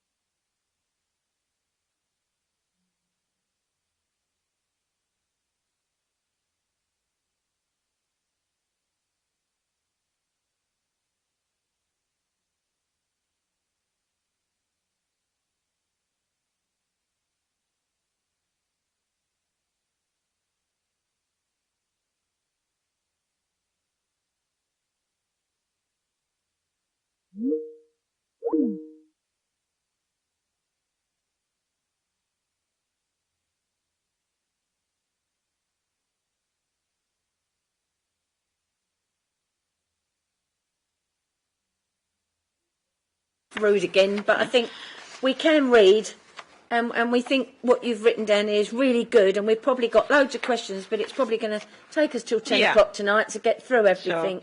Sure. Well, why don't we skip through the next couple of slides that we've got, which, as you say, you can read what's on them, and just... I mean, if we've got questions, we can email you, can't we? Absolutely, yeah. So I think, you know, perhaps we just, because I've got loads of questions, and I'm sure everybody else has, and I think... Would you like to just skip straight to questions then? Yes, please, if you don't mind. Yeah, because I sure. think otherwise we'd be going on and on and on, and I think most of us have gone through it. Good, okay. I mean, I'll let other members come in, because I'll probably speak too long. I mean, it's lovely. Everything's lovely written down on paper. I feel like we've, you know, like infrastructure, we seem to be going 10 years down the line and we're still not there. You know, we've got schools that have been built in Aveley and haven't got enough children to put in them. I can't see, it doesn't make sense, a lot of this, but you might not be able to answer those things, Anna. So, I mean, there might be questions that other people have got. I've got things about freight, which you said with it probably comes in with transport highways. Why isn't the ferry working? The new taxi service from London to here. I think my son read it out online that it's actually running, but they can't find anything where it's landing. The taxis, London taxi things coming into the river, Tilbury ferry. Oh, that's right. I said Uber, yeah. Yes, it's supposed to be working, but nobody can find out how much it is, Lee, or what it is, so I don't know. I can't answer their questions, so I think we've got lots of... I've probably got too many questions to ask in that. I think we need another... I hate to say it, we need another meeting for this, but I think we've got loads of stuff on here. It is really good. No, and it does cover a lot of things, and we don't want to stop you, Anna, but I think if anybody's got... yes, Councillor Worrell. So there's lots of stuff in here that talks about the integrated medical centres, the youth service, the community buildings, the work, you know. How does the intervention impact this document in the, you know, how do we progress on and know what can happen, what can't happen in amongst this? A lot of this is capital stuff and capital projects. So how does that affect your work and how we take this forward in the short term rather than the long term? Do you mean how do we bring all this together in this document, in this piece of evidence, or in the current circumstances? So this is talking about like the integrated medical centre happening in Tilbury. It talks about youth clubs and that the only youth club is in Tilbury. Well, that's just about to close. So, you know, how do we know? How is this being impacted, and how much? How deep is the impact going to be from the intervention? Well, I think there's a couple of things there. I mean, I suppose the purpose of our work is to identify projects and interventions across all these different areas. Look at where funding is available, and potentially where council could seek other funding, but inevitably there's a funding gap. There will be a funding gap, and resources are significantly and increasingly constrained. So it will be a process of prioritisation. So what is a greater priority to deliver, but it also helps in providing an evidence base for negotiating with developers and looking at what can be delivered through development. So where Section 106 or other forms of developer contributions can be used to contribute to, whether it's to existing services and facilities or creating new ones as part of substantial new development. So I suppose what this process, what this evidence base can do is improve understanding of infrastructure needs and identify projects, understand current funding, help prioritise and help support the council in seeking developer funding or seeking funding from other government pots and funding sources. I don't know if Kirsty and Sean have got anything further to add on that. Anna, can I just... Sorry, Lee. Thank you, Chair. It was just to explain around the IDP. So in terms of the Reg 18 document, the IDP and the baseline that goes with that, that then evolves as the plan evolves. So I just wanted to be clear on, so it's not, we don't just do the IDP now and then we don't look at it again until the end of the plan period. It evolves as we go to Reg 19 and as we go through to submission. So everything that Anna's just been talking about and how you start to shape that, that will change as we go through. So the needs and the priorities will be refined, and that goes through public consultation, etc., with members. So then we help to shape some of that. So it's just that point there. Like to be. Anna, can I just ask one small question? You've on sports and leisure, you've got 7 of the council-owned pools.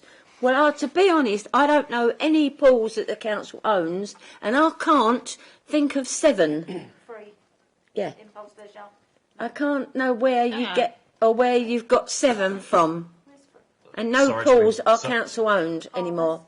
Sorry to interject. I think the language there might be a bit confusing. It's 7 pools at 3 facilities. So think of a facility as a leisure centre or a place where there are perhaps 1 or 2, 3 pools at them. But we might just have to double check on that. Perhaps some of the intel that we got was lost in translation. So I apologise and we'll double check. I only wanted to pick up on that because none of them are council owned. Okay. Not one of them, not even in Palmer's. So none of them are council owned. We own the leisure centre, don't we? Almost gone.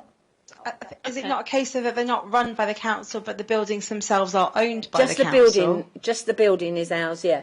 Yeah, so yeah. we have to own make the building good, but we don't run the facilities that are inside. Impulse leisure own that. Yeah, it was only a point I wanted to pick up, but can we move on then, Anna? I'm sorry to stop you on that, but if anybody's got any questions, real questions, can we send them through to Anna? Is your email down anywhere, Anna? I think it's on the invite, is it, Kirsty? Or I can put it in the chat if not. Okay. Or if members would like to forward them through local plan at thurrock.gov.uk, and then we can pass them on to Anna and Georgia. To Rihanna. Yeah, we'll give her a lot of work to do. Okay, lovely. But we do thank you for the document because it is good. I mean, we're never going to get people out of cars. Never. It's not going to work. You know, the river taxis I would like to see more of because that is a way of getting people off the roads, and I think most people would enjoy it. You know, trip down the river, they can do their work and get to work and then come home again. So I think that would take a lot of traffic off the road. We're not going to stop people using their cars. I'm sorry, it didn't work. It ain't going to work. Councillor Collins, did you have a quick question? I was going to ask, could we just make it a ruling then that whatever report we're trying to put together, we don't go ahead with until we've had a face-to-face with Anglian Water, and then put the pressure on them? Yes. Thank you.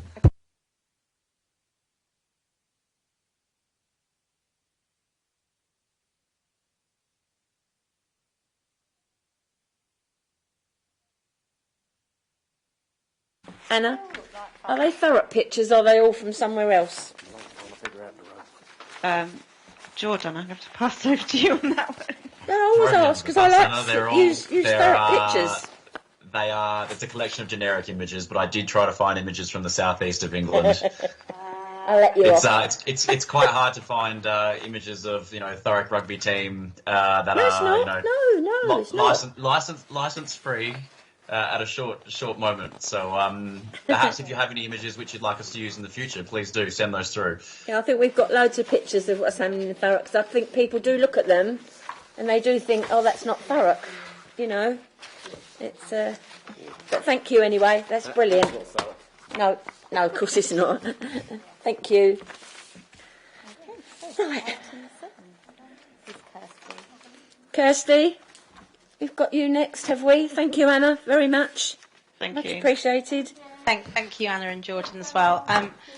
Just very quickly, because we're still in January's meeting at the moment. Yep. So the climate change strategy document was sort of last presented to Task Force back in January 2022. Since then, Arup, who were the consultants for that, a different team, not Anna and Jordan, have pulled together a draft. That draft reflects a number of workshops that were undertaken with council staff to better understand kind of the key themes or priority areas that we needed to be focusing on. The climate change strategy isn't just about the local plan, it looks at the area as a whole and our expectation of development as it comes forward. Again, not going to go through the whole presentation because of time, but just think it's really, really important just to kind of flag up the next steps for this piece of work, and then I'll take some questions if there are any. The next steps for us really is to do a wider consultation, stakeholder consultation on that draft. We are intending to take it to a decision-making committee sometime in the summer and consult on a draft climate change strategy alongside the local plan. There are some recommendations that were put forward as part of that draft that we would like to test as part of our emerging local plan policies. And we're really, really keen to kind of work with partners after that consultation to kind of develop an implementation plan to see how these things could work in practice, because some of them do go beyond our scope of influence from a planning department, but certainly working with other partners and other council departments, we should be able to work towards that common goal. And again, it's also worth mentioning that it's linked in with the council's net zero strategy that is being progressed by colleagues in economic development. Are there any questions?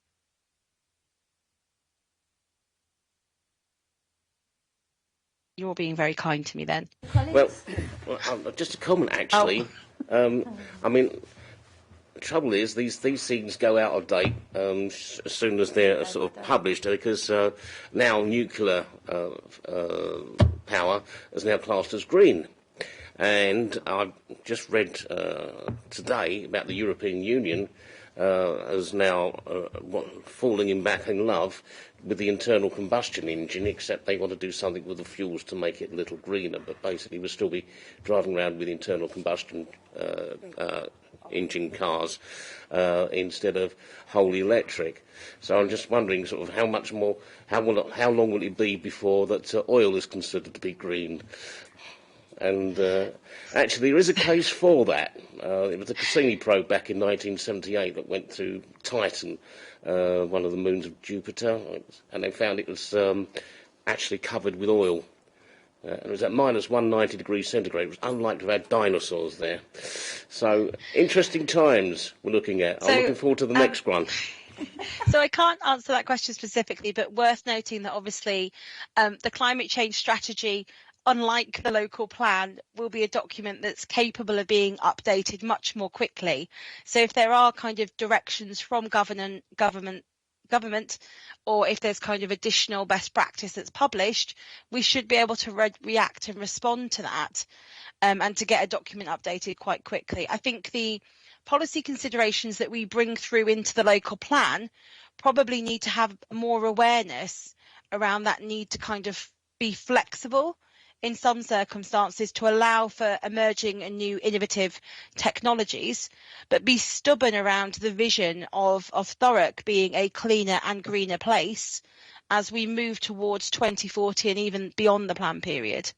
So I think we just need to carefully consider how we allow for innovation and creativity and new technologies, but we've still kind of got a really firm position on what we expect and how we want to kind of improve, not just from a mitigation perspective, but also, as we've been talking tonight about the flooding, the adaptation to climate change and the risks of climate change going forwards. Can I come back on that? You may. It would be a good idea then for the Environment Agency to come back and start raising the seawalls, because the southeast is sinking, and it has been since the end of the last ice age. We have been engaging with them with the Thames Estuary 2100 plan that they're developing, because they're reviewing that at the moment. I'm not quite sure where that's at to in terms of its development stage, but it's definitely something that we can plug in, and we have made them aware of kind of the growth scenarios that are likely to take place within Thurrock, so that they can sort of better understand that when they're pulling together their strategy for managing the Thames and what's happening along the Thames over the next 100 years, because they go up to 2100 looking at their plan. Kirsty, if we look, I feel like a record sometimes, but if we look over Gravesend and we look at what they've built on Gravesend, and we look across from Gravesend over to here, it must think to them, why aren't they doing anything on their riverfront? Because we're not. You know, I don't know if anybody's been down there recently, Tilbury Ferry.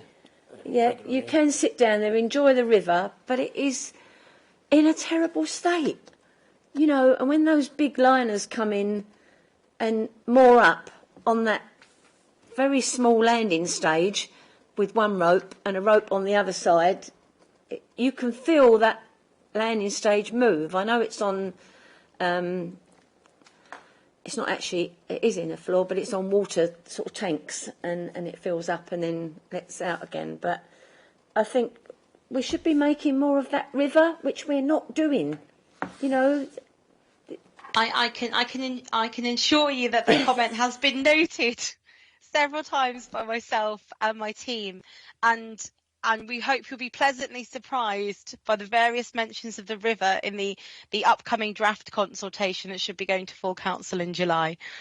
Yeah, and it's probably always me that mentioned it. I just think that those big cruisers that come in and sit there and look at Tilbury, that part of Tilbury, they must think, where the hell am I? You know, because it is in such a state, and you want to see, in all these years, nothing's been done to it, you know, and you just want to see it move on. You know, it could be made, Gravesend have made theirs really well over there.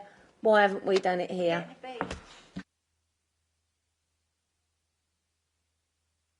Oh, just an observation. I've been on a couple of cruises, and it always strikes me that it doesn't matter where you go, or how wonderful you go to, you always end up in another country's version of Tilbury. Excuse me. Excuse me. There's nothing wrong with Tilbury. It was good enough for Queen Elizabeth I. It's good enough for the rest of us. But everyone will probably be still saying that when ships moor up, how can they dare look at our place?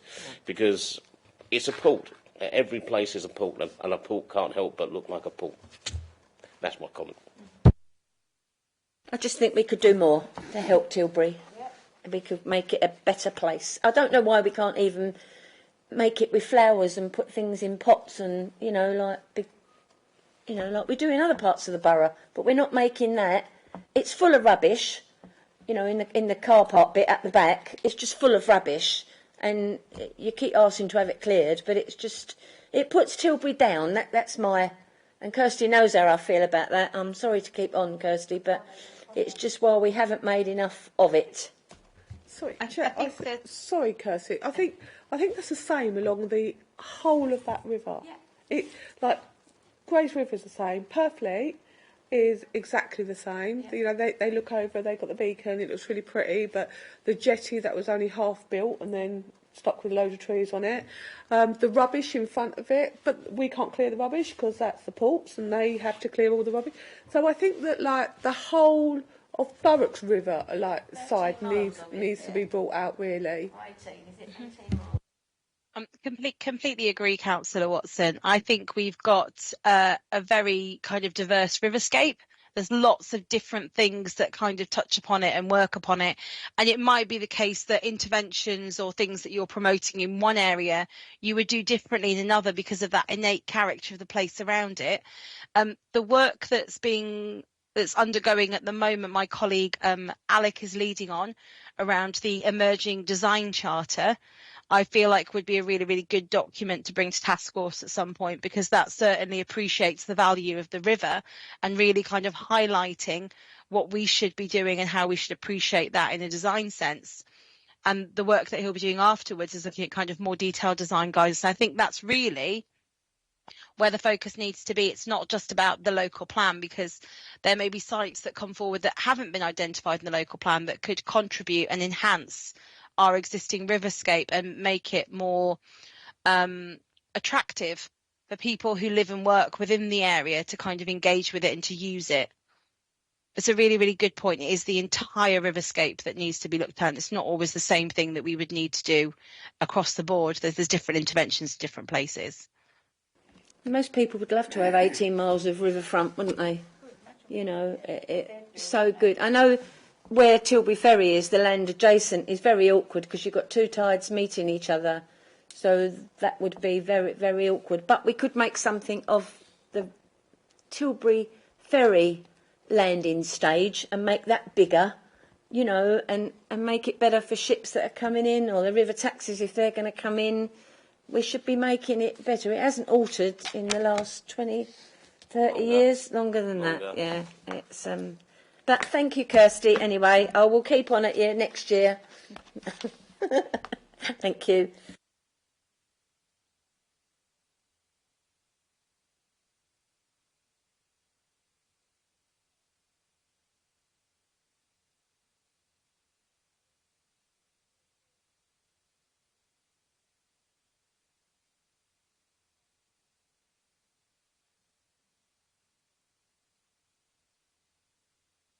$20.77. Okay. Apologies for absence. We are still recording. I have apologies from Councillor Pearce for this meeting. Thank you. We haven't got any items of urgent business. No. Declarations of interest. No. Thank you. Right, now we're going to do item 5 first.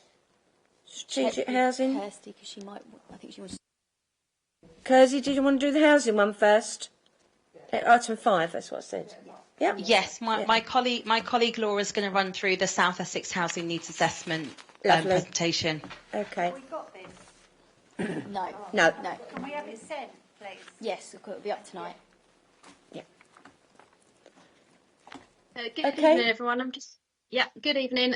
I'll just run through some sort of key slides and findings from the South Essex Housing Needs Assessment. It's a key piece of technical evidence that's been in preparation over the past 2 years. It was completed sort of at the back end of last year and has been published and is available on the council's website. And I'm aware that I think the consultants came to speak to the task force last year in terms of their emerging findings. So just in terms of what the assessment is, it's a technical study that helps the local planning authorities in South Essex to understand how many homes will be needed between 2020 and 2040. So it identifies that sort of overall minimum housing requirement. And it also looks at the housing needs of specific groups such as older people, people with disabilities, and sort of sets out the size and type of housing that's needed, and also calculates the amount of affordable housing that's needed.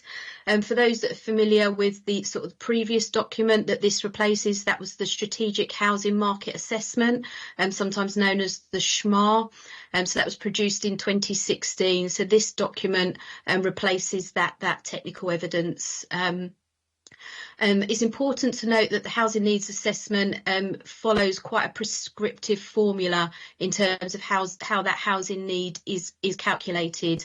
That is set out in the planning guidance and also in the National Planning Policy Framework.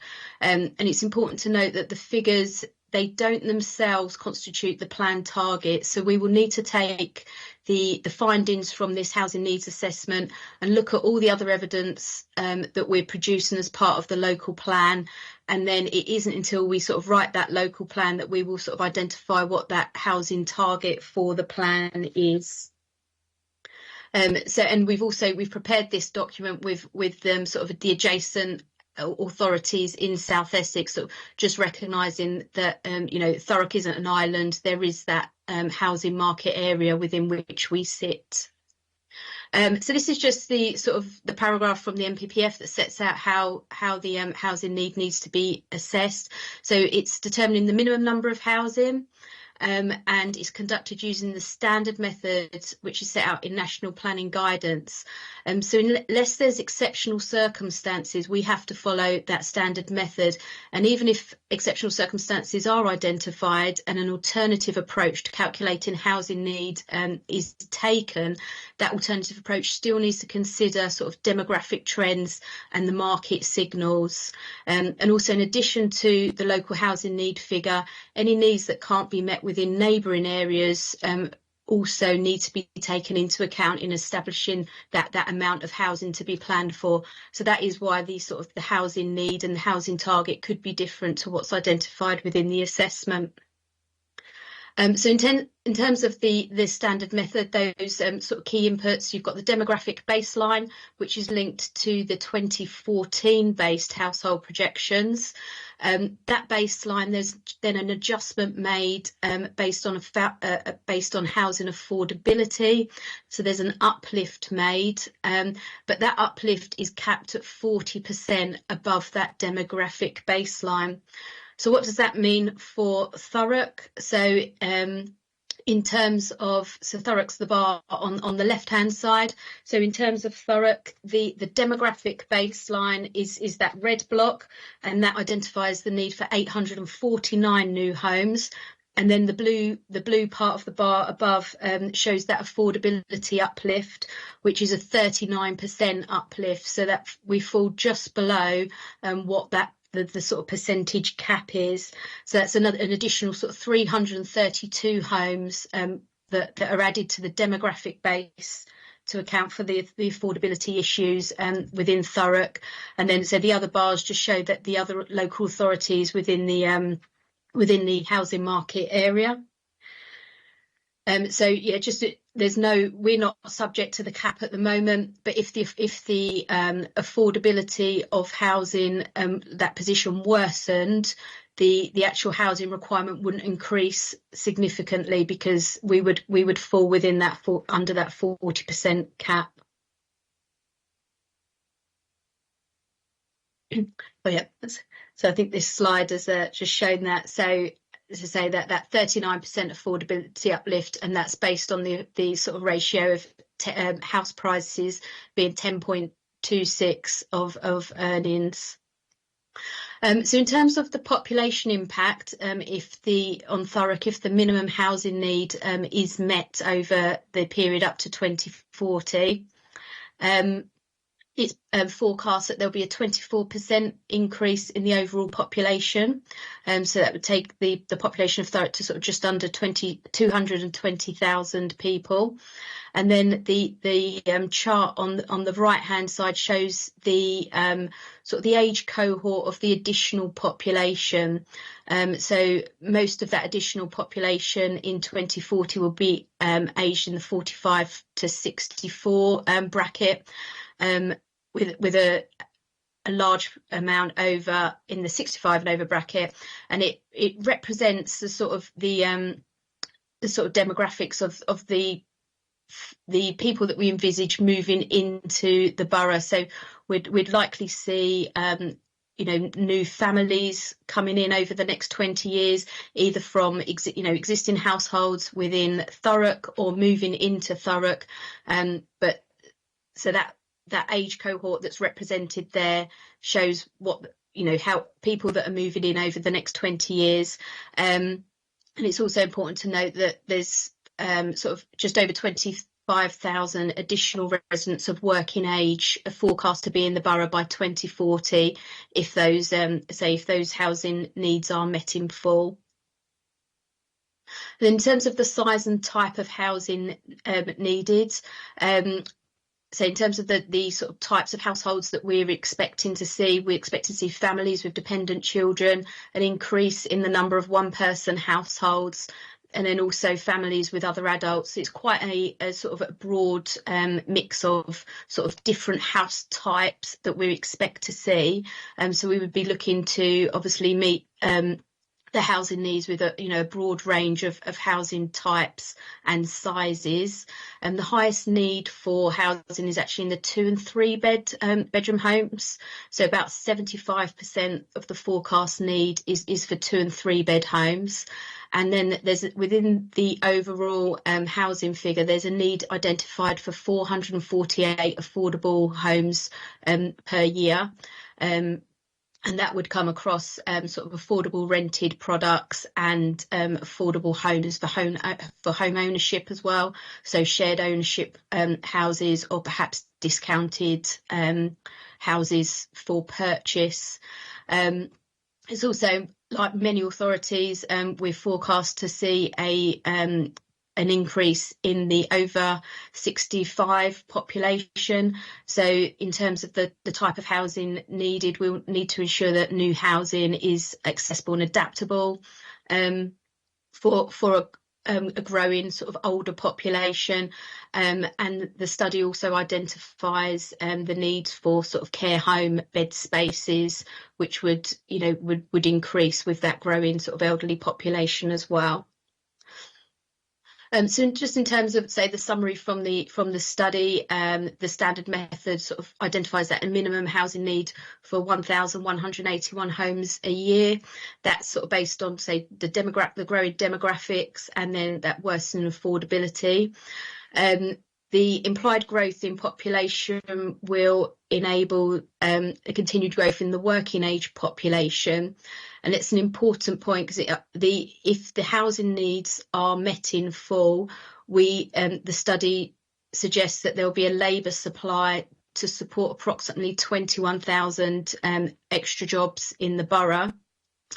So in terms of next steps, though, we need to do further work to understand the detailed economic growth scenarios in Thurrock and see if that has any implications for the local plan housing target. So if anyone was sort of familiar with the previous SHMA that was produced in 2016, there was an economic uplift made to the sort of the base demographic data to cater for additional housing and population growth to support the economic growth aspirations of the borough.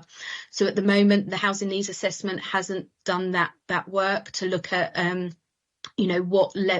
whether we would need to make a further adjustment upwards to support the economic growth aspirations. So that's work that we need to do over the coming months. And then there's also the consideration of future census data releases, which are due this year, and then any changes to the standard method calculation of housing need, because central government have indicated that there may be changes to how that is actually calculated. So there may be further changes as we move through the local plan process in terms of that overall housing need assessment. That's the final slide. Any questions?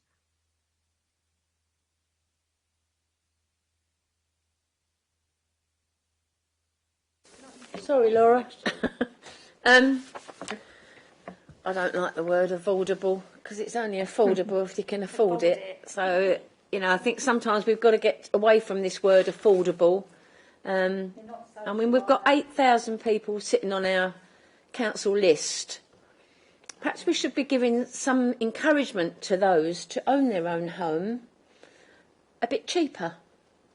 Perhaps we should be looking at self-build and all these things that come with it. Perhaps we're not going broad enough, because we are never going to get. I don't know how we come to these statistics of how many people are going to be in Thurrock, because surely we should be looking at Thurrock people and youngsters growing up in our own Thurrock to want to stay in Thurrock and be near family. We seem to be, I don't know, the world seems to be splitting us up as families, and then you lose that. The older people end up being on their own. I think that's a bad way of going about it. I think we've said it before with Kirsty, knows how I feel, that we've got 3 and 4 bedrooms, people with one person in it, and because there's no bungalows, And whenever bungalows come up, I know Stanford's just said 10, 12 built, they've all gone.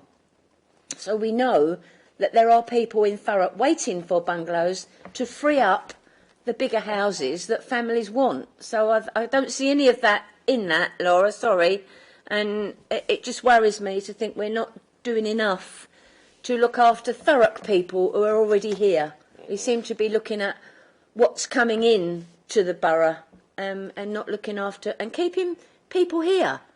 You know, people who want to stay near family and stay in Thurrock. I think we should be looking after it that way. Thank you. Does anybody else want to come in? Oh, said enough, have I? No. Yeah, I mean, I'll just come back on that. I mean, in terms of the study does. I mean, it's got a lot of data in it, so yeah, it wasn't possible to sort of replicate all the tables in the presentation, but so it does set out sort of you know, the need for sort of houses, bungalows and flats, and we will sort of take account of that as we sort of develop our policies and sort of make our site allocations in the local plan. So, you know, looking at sites which may be appropriate for, you know, bungalow development, for example. In terms of affordable housing, I completely understand the sort of the use of the word affordable. I mean, in terms of how we have to deal with it, it's the sort of the MPPF definition. So it covers obviously the social rent, affordable rent. So those products that are available, you know, for people to rent. I know that the affordable rent is often set at 80% of market rents, and when market rents are very high, you know, that 80% isn't affordable for many, and the assessment does set out, you know, the percentage of people that can't even access that 80% rent level. So it does suggest, you know, you might need to look at sort of 60% of, you know, the affordable rent being set at a 60% level. But there are then potential implications about the overall numbers of affordable homes that can be delivered. There is also sort of a new it comes under the affordable home banner, but it's called First Homes, and that's a product that looks at affordable home ownership. So it's a 30% discount off the open market price of a house. So it's only really coming in 2020. So we haven't sort of delivered any in Thurrock at this stage. But again, it's something that we can look at through the local plan. Is it something that we feel will be attractive for our residents? Is it affordable for our residents? And will it enable, you know, those young adults to purchase properties in the borough and stay, as you say, nearby families? So we still need to do a bit more work on the different tenures that come under that affordable housing banner, and work with our colleagues in the housing team to understand, you know, exactly what the key needs are and what the key aspirations are of the council in terms of sort of where their preferred focus is in terms of what affordable housing products will best meet the needs of our residents. Councillor Worrell. Thank you. Can you tell us a little bit more about that? First homes. I think that's the first time many of us. I sit on housing, you know, and I don't think that that's ever been mentioned to us. As we've got the 5-year plan of the 10-year plan of what we'll be building in housing, but I don't think first homes was ever mentioned. But it's quite an attractive offer to lots of people that have got their children still living with them, because they can't go on the housing list anyway, because they seem to be as adequately housed. They was all kicked off the housing list, so it's not 8,000, it's probably more like 12,000, maybe even 15,000 people that could be on the housing list. Yes, that's my first question. It's a new sort of product. So it came sort of through I think the final legislation was 2021. There have been some pilots sort of running in some other areas across the country. It sort of replaces the starter homes. You may have heard of starter homes that was sort of promoted a few years ago. So it's the new sort of starter home, I guess. So the idea is that a housing developer will, as part of their affordable housing sort sort of percentage, will build homes and then sell them at 30% discount, a minimum, I should say, a minimum of a 30% discount, so it can be higher, to people who want to purchase a home. There is the ability within that to, for a period of time, allocate those, like give first refusal to local people, the local connection. So I think we would have to consider through policy what an appropriate timescale might be, but it could be maybe 3 months that home is marketed to people with a local connection to Thurrock, either living there or working there, and then the developer would be able to widen it out to anybody who wish to purchase that home. As I say, it's quite a new product. There is a price, there is a cap on it as well. So the homes with the 30% discount can't be more than 250,000. So it does mean that it will be probably definitely smaller houses and flats that would be available, just given the overall cost of housing in Thurrock. But say it's something we need to have a bit more of a look at, speak to developers. We haven't had any developers say it's something that a developer could come forward now and ask on a planning application to deliver, and I'm not aware that we've had anyone come forward and propose first homes. So it may be, I think we need to do a bit further work with developers to see if it's a product that they feel that they can offer in Thurrock. I say particularly given those price caps that are on there. Having said that, I think, as I say, they have been going through the pilot scheme, so it may be that some of that, the price caps and the discounts change in time as well. But the idea is that it enables, gives people that sort of first step onto the housing ladder at a discounted price. I think they do it further up north. They do it where they've got villages. They make it that if they get a small development of say 12 or so, that's probably all they're allowed to put. But they do make that goes, 2 or 3 of them go to the village, and then if they're sold off, they've got to be sold back to the village, somebody from the village. So I think it's something we can do. I think we've just not followed through. I think we've got to start planning to keep people in Thurrock instead of letting them go, because I've to be honest, probably a few other councillors have noticed in my ward people don't really move out, but they are now. So where they've got wind of something and just going, because I think it's we've got to bring things like that in. We've got to bring things that keep people in Thurrock, yeah. And I think we might own it. I don't know whether we can just do it on small development. Lee probably know more than that, but while we do it on a small development rather than a big development, I don't know whether it'll work better that way. But I think it would keep houses in Thurrock. I think it's something we can do. I think we've just been a bit lazy and not done it. Can I just ask my opinion? Thank you. Yeah. So when the houses were first mooted about how many we would need, so we're now looking like another 1,181 a year. It was 32,000 houses. Are we still looking at a number around that? Has it grown? We said no, it was supposed to have shrunk. Has it crept back? Has it gone up? What are we saying we can build? So in terms of the 32,000, that's the figure that came out of the SHMA in 2016, and the annual figure is probably the best one to compare. So that was for 1,381 homes. So, approximately 200 more that per year than the figure that has been identified in this housing needs assessment.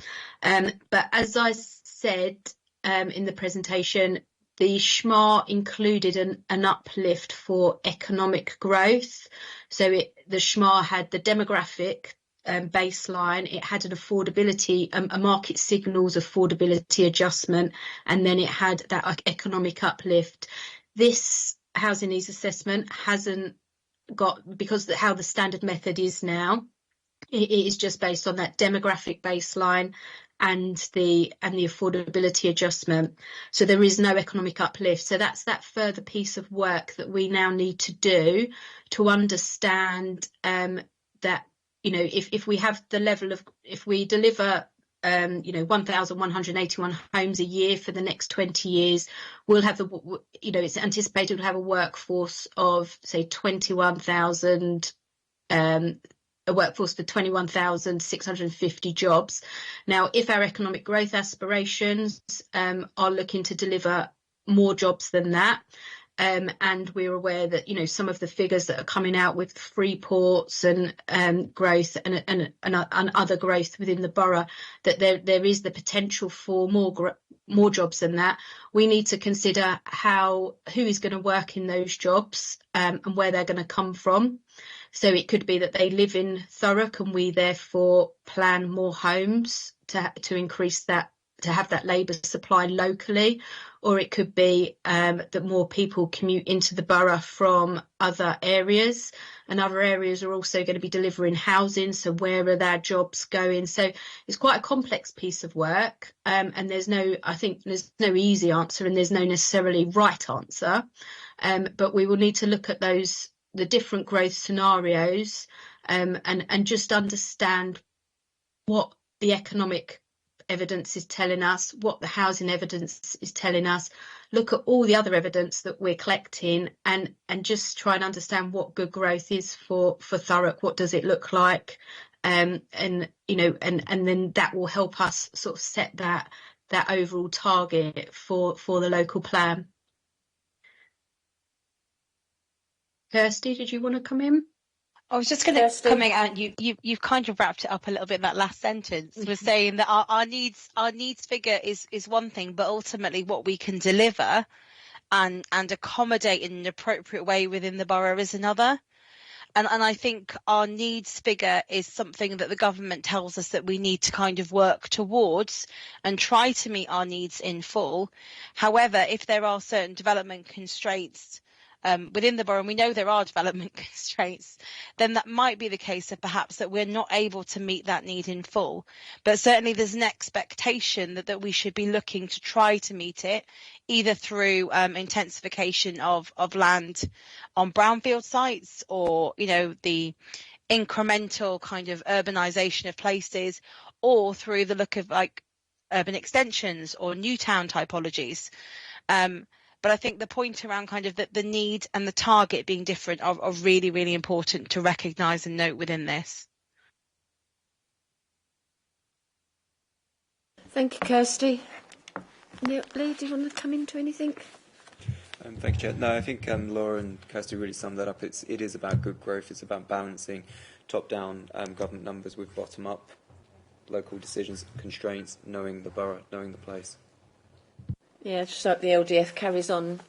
We do the good work we have been doing over the past year. We need to bring it to fruition, so we need to get there. So it's something that's got to be done. So any questions from anyone else?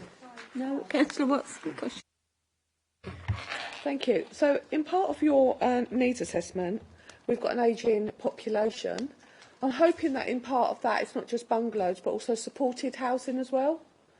Those also wrapped up into that figure, and also as part of that figure would be supported and built under the HRA as well for social housing. And also, can we start exploring models of 50%, 65%, not just directly go to 70% as well? So because you can actually get that mix with shared ownership in there and private sale, so the whole estate becomes a little bit more cohesive together instead of just being private. I'm slightly disappointed there's only 37% affordable, and can we make it genuinely affordable, not like developers affordable, or can we just re-look at our policies not to have our affordable just at 70% either? That would be really good. I know Kirsty's writing this down by the looks of her. And also, can we think about it? You have actually done a needs assessment based on the fact that we need 2 and 3 beds. the thing is, in planning, a lot of 4 beds come through constantly. Always 4 beds. We're always 4 beds. Always. We need to have something to be able to pull that in a little bit. So we're not in planning just doing for 4 beds, because they know, and we know that they're all just going to private rent. The other thing on the labour, the support of 21,000, it's not necessarily all in the borough, and I think most of that would be out the borough.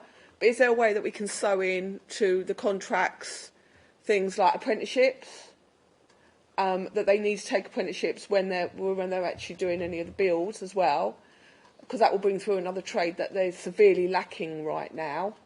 That would be good.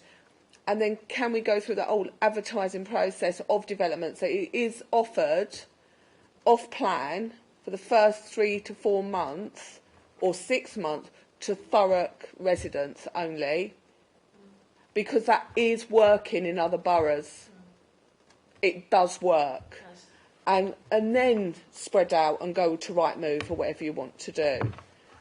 And can we make sure that big developments are not just consulted in the ward that they're in, but go across to the neighbouring wards as well, because they have an impact, because people will move from the neighbouring wards into them as well. And that's recognised in other boroughs as well. So, thanks. I think that's a good point, actually, because it does make a difference when you've got a mix. Whatever people feel about council housing, it does keep those. Yes, because whatever people in private housing don't always look after their homes. So, but I think if you've got that mix, it at least perhaps makes the council properties, they might think more of it and try to do a bit more. I think as housing could be a bit better on their estates officers going out and looking at them a bit more, but that's another issue, Lynn, isn't it? Yeah. We've got, but no, thank you for that. It's been really good, really exceptional. Thank you on that. I'm sorry it's taken so long to get there tonight. I do apologise. Kirsty, thank you as well. I don't think Sean's still on it, is he? He's gone, is he? Yeah, listening and learning. Did you want to say anything, Sean?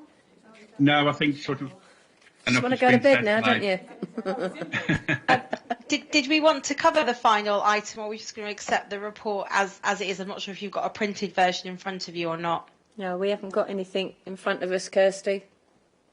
Okay. Did you want me to talk through the wider local plan update as well then, very quickly? I think because we switched items again, ordering, so that Laura could speak first. Okay. Is it something we can push back? Is it something? Sorry, can we like expedite the local plan? I asked you before. Can we I know we've got to wait till next year, and like Reg 18 then goes into Reg 9. Is there any way of accelerating that programme? I think it's already very ambitious, Councillor Watson, to get where we need to get to, and not just have a plan in place, but have a plan that does leave that lasting positive legacy for the borough. There are still a lot of things that my team is having to kind of look at and balance. And I think, if you take sort of the complexity of items that come before task force and how far and wide ranging they are, certainly I know we've had a lot of focus on water tonight and the river, but there are other focuses as well. And I think we would struggle to be able to deliver a plan any quicker than what is set out at the moment within our adopted local development scheme. Well, I was hoping that we could move forward a bit faster, but as I did chair that, whoever gets that position next year, I hope they work to the same plan and move as fast as we can. And I think Leah'd like to see it get to some. So I sat on it before 10 years ago, and as I say, I don't think we're any. I hope we're more forward, Kirsty, than we was all that time ago. But there's lots of things we haven't achieved, and I hope and pray that we get there this year, and we'll come to fruition. So, we've nothing else, Anna, have we? Are we going to push that one? Yes, yeah. If that's all right with you, Kirsty, yes? What, push this back to another Yes. session, or do you want me to, I think read through it now? We've probably got so many questions that. Okay. Yeah. Can I just quickly highlight a couple of things, because I appreciate that Councillor Watson last time round had mentioned that we had, certainly with the January meeting, there were some national planning consultations, and again just want to kind of bring that to light for people. Let me just skip through these so I can get to that.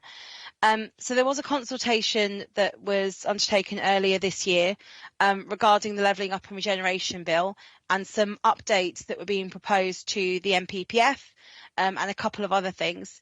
Just wanted to highlight that consultation has ended now. We didn't prepare any formal responses to it as a local authority, because from our perspective we were relatively comfortable with what was being suggested, and felt like the points that we were going to make were only very minor in nature. It's worth noting that one of the key things coming out of the proposed MPPF amendments was some additional wording around Greenbelt, specifically the need to whether or not release Greenbelt land for housing need alone. So basically the new text that they were putting in was Greenbelt boundaries are not required to be reviewed or altered if this would be the only means of meeting the objectively assessed need for housing over the plan period. Now, myself and colleagues within the local plan team have always been very, very clear that if we are looking at Greenbelt release, it needs to do more than just deliver a number of homes. And it appears as if the amendment to the MPPF might be supportive of that approach and give us a bit more leverage to ensure that where we are getting, where development is taking place on Greenbelt, if it needs to take place on Greenbelt, it is delivering things that really do match and meet with local needs and priorities. And that could be around enhanced infrastructure provision. It might be around specialist typologies of housing or different mixes of housing that are more suited to local needs. But there's certainly that opportunity, I think, now for us to be able to continue to push hard in the way that we have been doing, with that engagement with the development industry, to ensure that wherever development takes place, it does have that lasting legacy. And it isn't just something that works for the now, it works for the future as well. Just picking up on very kind of like recent things, this was just released last week. There is now a live consultation on proposed changes to the way that we undertake planning obligations. So this would be the introduction of a new infrastructure levy, which would replace for the most part Section 106. And where it applies, community infrastructure levy. We don't currently have a community infrastructure levy. The process is based on uplift. So rather than looking at a tariff from the start, it's about looking at kind of the final amount that a site is sold for. So looking at how much that land value is increased to give us the opportunity to capture more. The commitment from the government is that this process would deliver at least as much affordable housing as the current system does, and certainly the rhetoric around it suggests that you might be able to deliver more in some circumstances. In terms of the processes for that, I have set out a couple of slides. You'll get them afterwards. If anyone's got any questions, you can feel free to email me. We're still getting to grips with what this might mean. But the other thing that's worth pointing out is the 3-step payment process that's proposed as part of the levy. So when if we were to get a planning application in, once this levy is in place, then there is an initial assessment of liability that's undertaken. So a valuation exercise basically of what the final development might be worth. Before development commences, there would be a requirement for the developer, the site promoter, to pay a provisional payment to the council. And then there would be a final adjustment payment made at the end to capture kind of that additional stuff. And there's 2 types of infrastructure it talks to within that consultation. It talks about, that was on my other slide, we'll go back. It talks about integral. So that's infrastructure that is needed for a site to function. And the expectation would be that the developer or the site promoter helps bring that forward in the same way that you would through Section 106. And then there's levy-funded infrastructure, which looks more at that cumulative impact, which isn't wholly as a direct result, but is a contributing factor for where new things are needed. And again, just to point out that this new levy would be a little bit more flexible than our current system. So we currently work with Section 106, which means that there are certain tests that have to be met.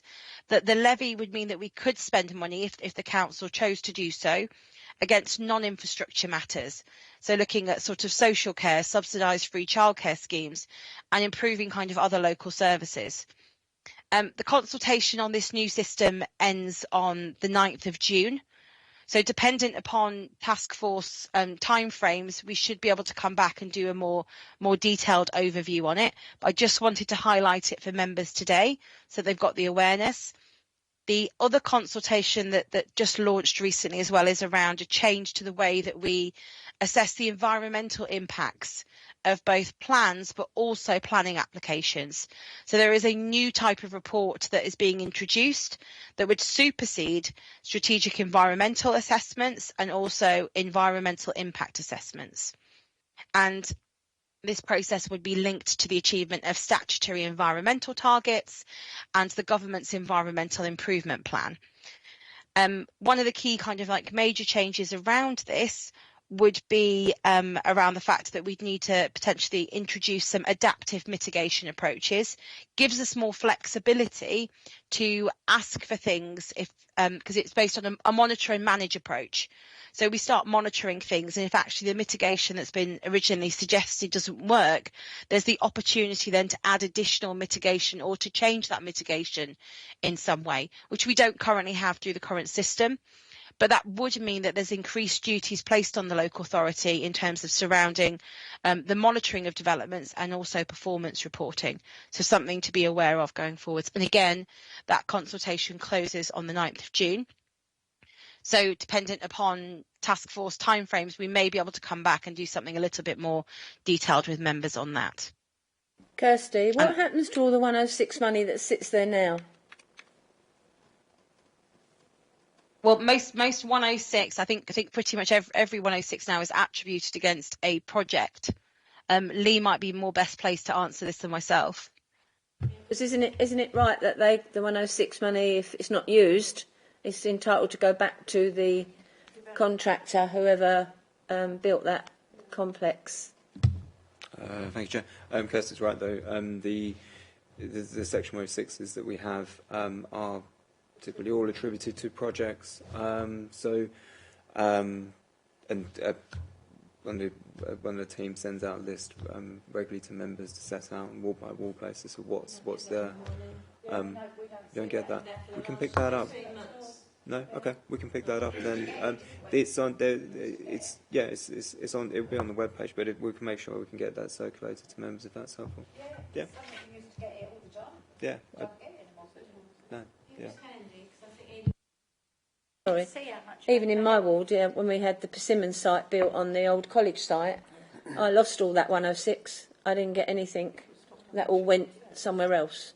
So, and that didn't come to Blackshots, which the development was in Blackshots.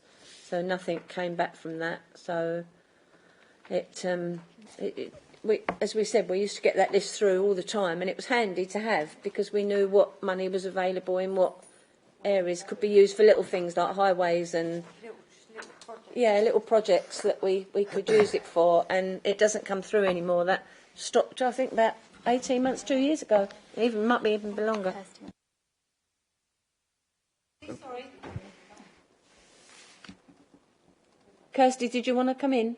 Yeah, apologies. I was just going to mention that earlier, obviously, when Anna and Jordan were talking about the infrastructure delivery plan, that's obviously kind of going to be a key tool for us going forward in terms of under the existing system, looking at sort of Section 106 requirements. But as we move forward into this new system, and again, apologies, I don't know everything about it yet, but there will be a requirement through that new system potentially to have something called an infrastructure delivery strategy. And from what I can gather, a lot of the work that we're already doing as part of our infrastructure delivery plan would move towards that new strategy quite comfortably and would look obviously at those requirements going forwards. But it's worth noting that an IDS, more acronyms, would be subject to an examination, or that's what they're suggesting at the moment. There'd also be an opportunity through the infrastructure levy, as with existing community infrastructure levies, for a 25% neighbourhood share that could be spent on local projects. Because as everyone in the room can recognise, some of the infrastructure that needs funding can be strategic in nature. So if you build something in one place, you potentially need to fund something somewhere else, because residents would, or people moving into that area, would still benefit from it. Health is a good example of that, secondary schools, some of the highways improvements that we do. So catchments sometimes mean that where we have a development happen in a particular area, that money is spent a little bit further afield, because ultimately there is still impacts that are happening. And that's what we certainly notice through looking at a local plan and thinking about that cumulative impact. But through the proposed infrastructure levy, there's that potential to have that neighbourhood share as well that could be spent on those kind of local priorities. Thanks, Kirsty. Sorry, Lee, did I cut you off? You sure? Okay. Anybody else got any more questions? No? Are we done then? Yes, we're done. Obviously, the work programme is Yeah. the last one of the municipal year, so unless Yes. anyone- Has anybody... We obviously want the flooding and water thing to come back next time, don't we? And I think the report that we've just skipped through, I think I'd like to look at that integrated. Yeah. Yeah. Have the full presentation. Yeah. The full presentation, yeah. Yeah, so I've got water flooding, and we're also asking that staff be present at meetings. At the meetings, face to face. By that time, Face by to that time, face. should they have that extra piece of work for the uplift done? Or the strategic housing market assessment? The next one, that's in... We've got a more holistic idea. We might have a scope for it agreed whether or not the work would have been completed. In terms of commissioning new work at the moment, there are additional processes that have been put in place, and it's taking us a little bit longer to be able to get pieces of evidence commissioned. But it would be our hope that work will have commenced by that point, and we might have some initial views that we can share with members of Task Force. Right, thanks, Kirsty. Thank you, Lee. Thanks, Rihanna, for the year. Just to wish everybody, if you've got an election, whatever. No, I don't think any of us are up here, are we? No. That's done it then, isn't it? But I wish everybody luck anyway, whatever you're doing. You know. We'll be back. Hey? 21/12. Yeah, 21/12 meeting's finished. Thank you, Kirsty.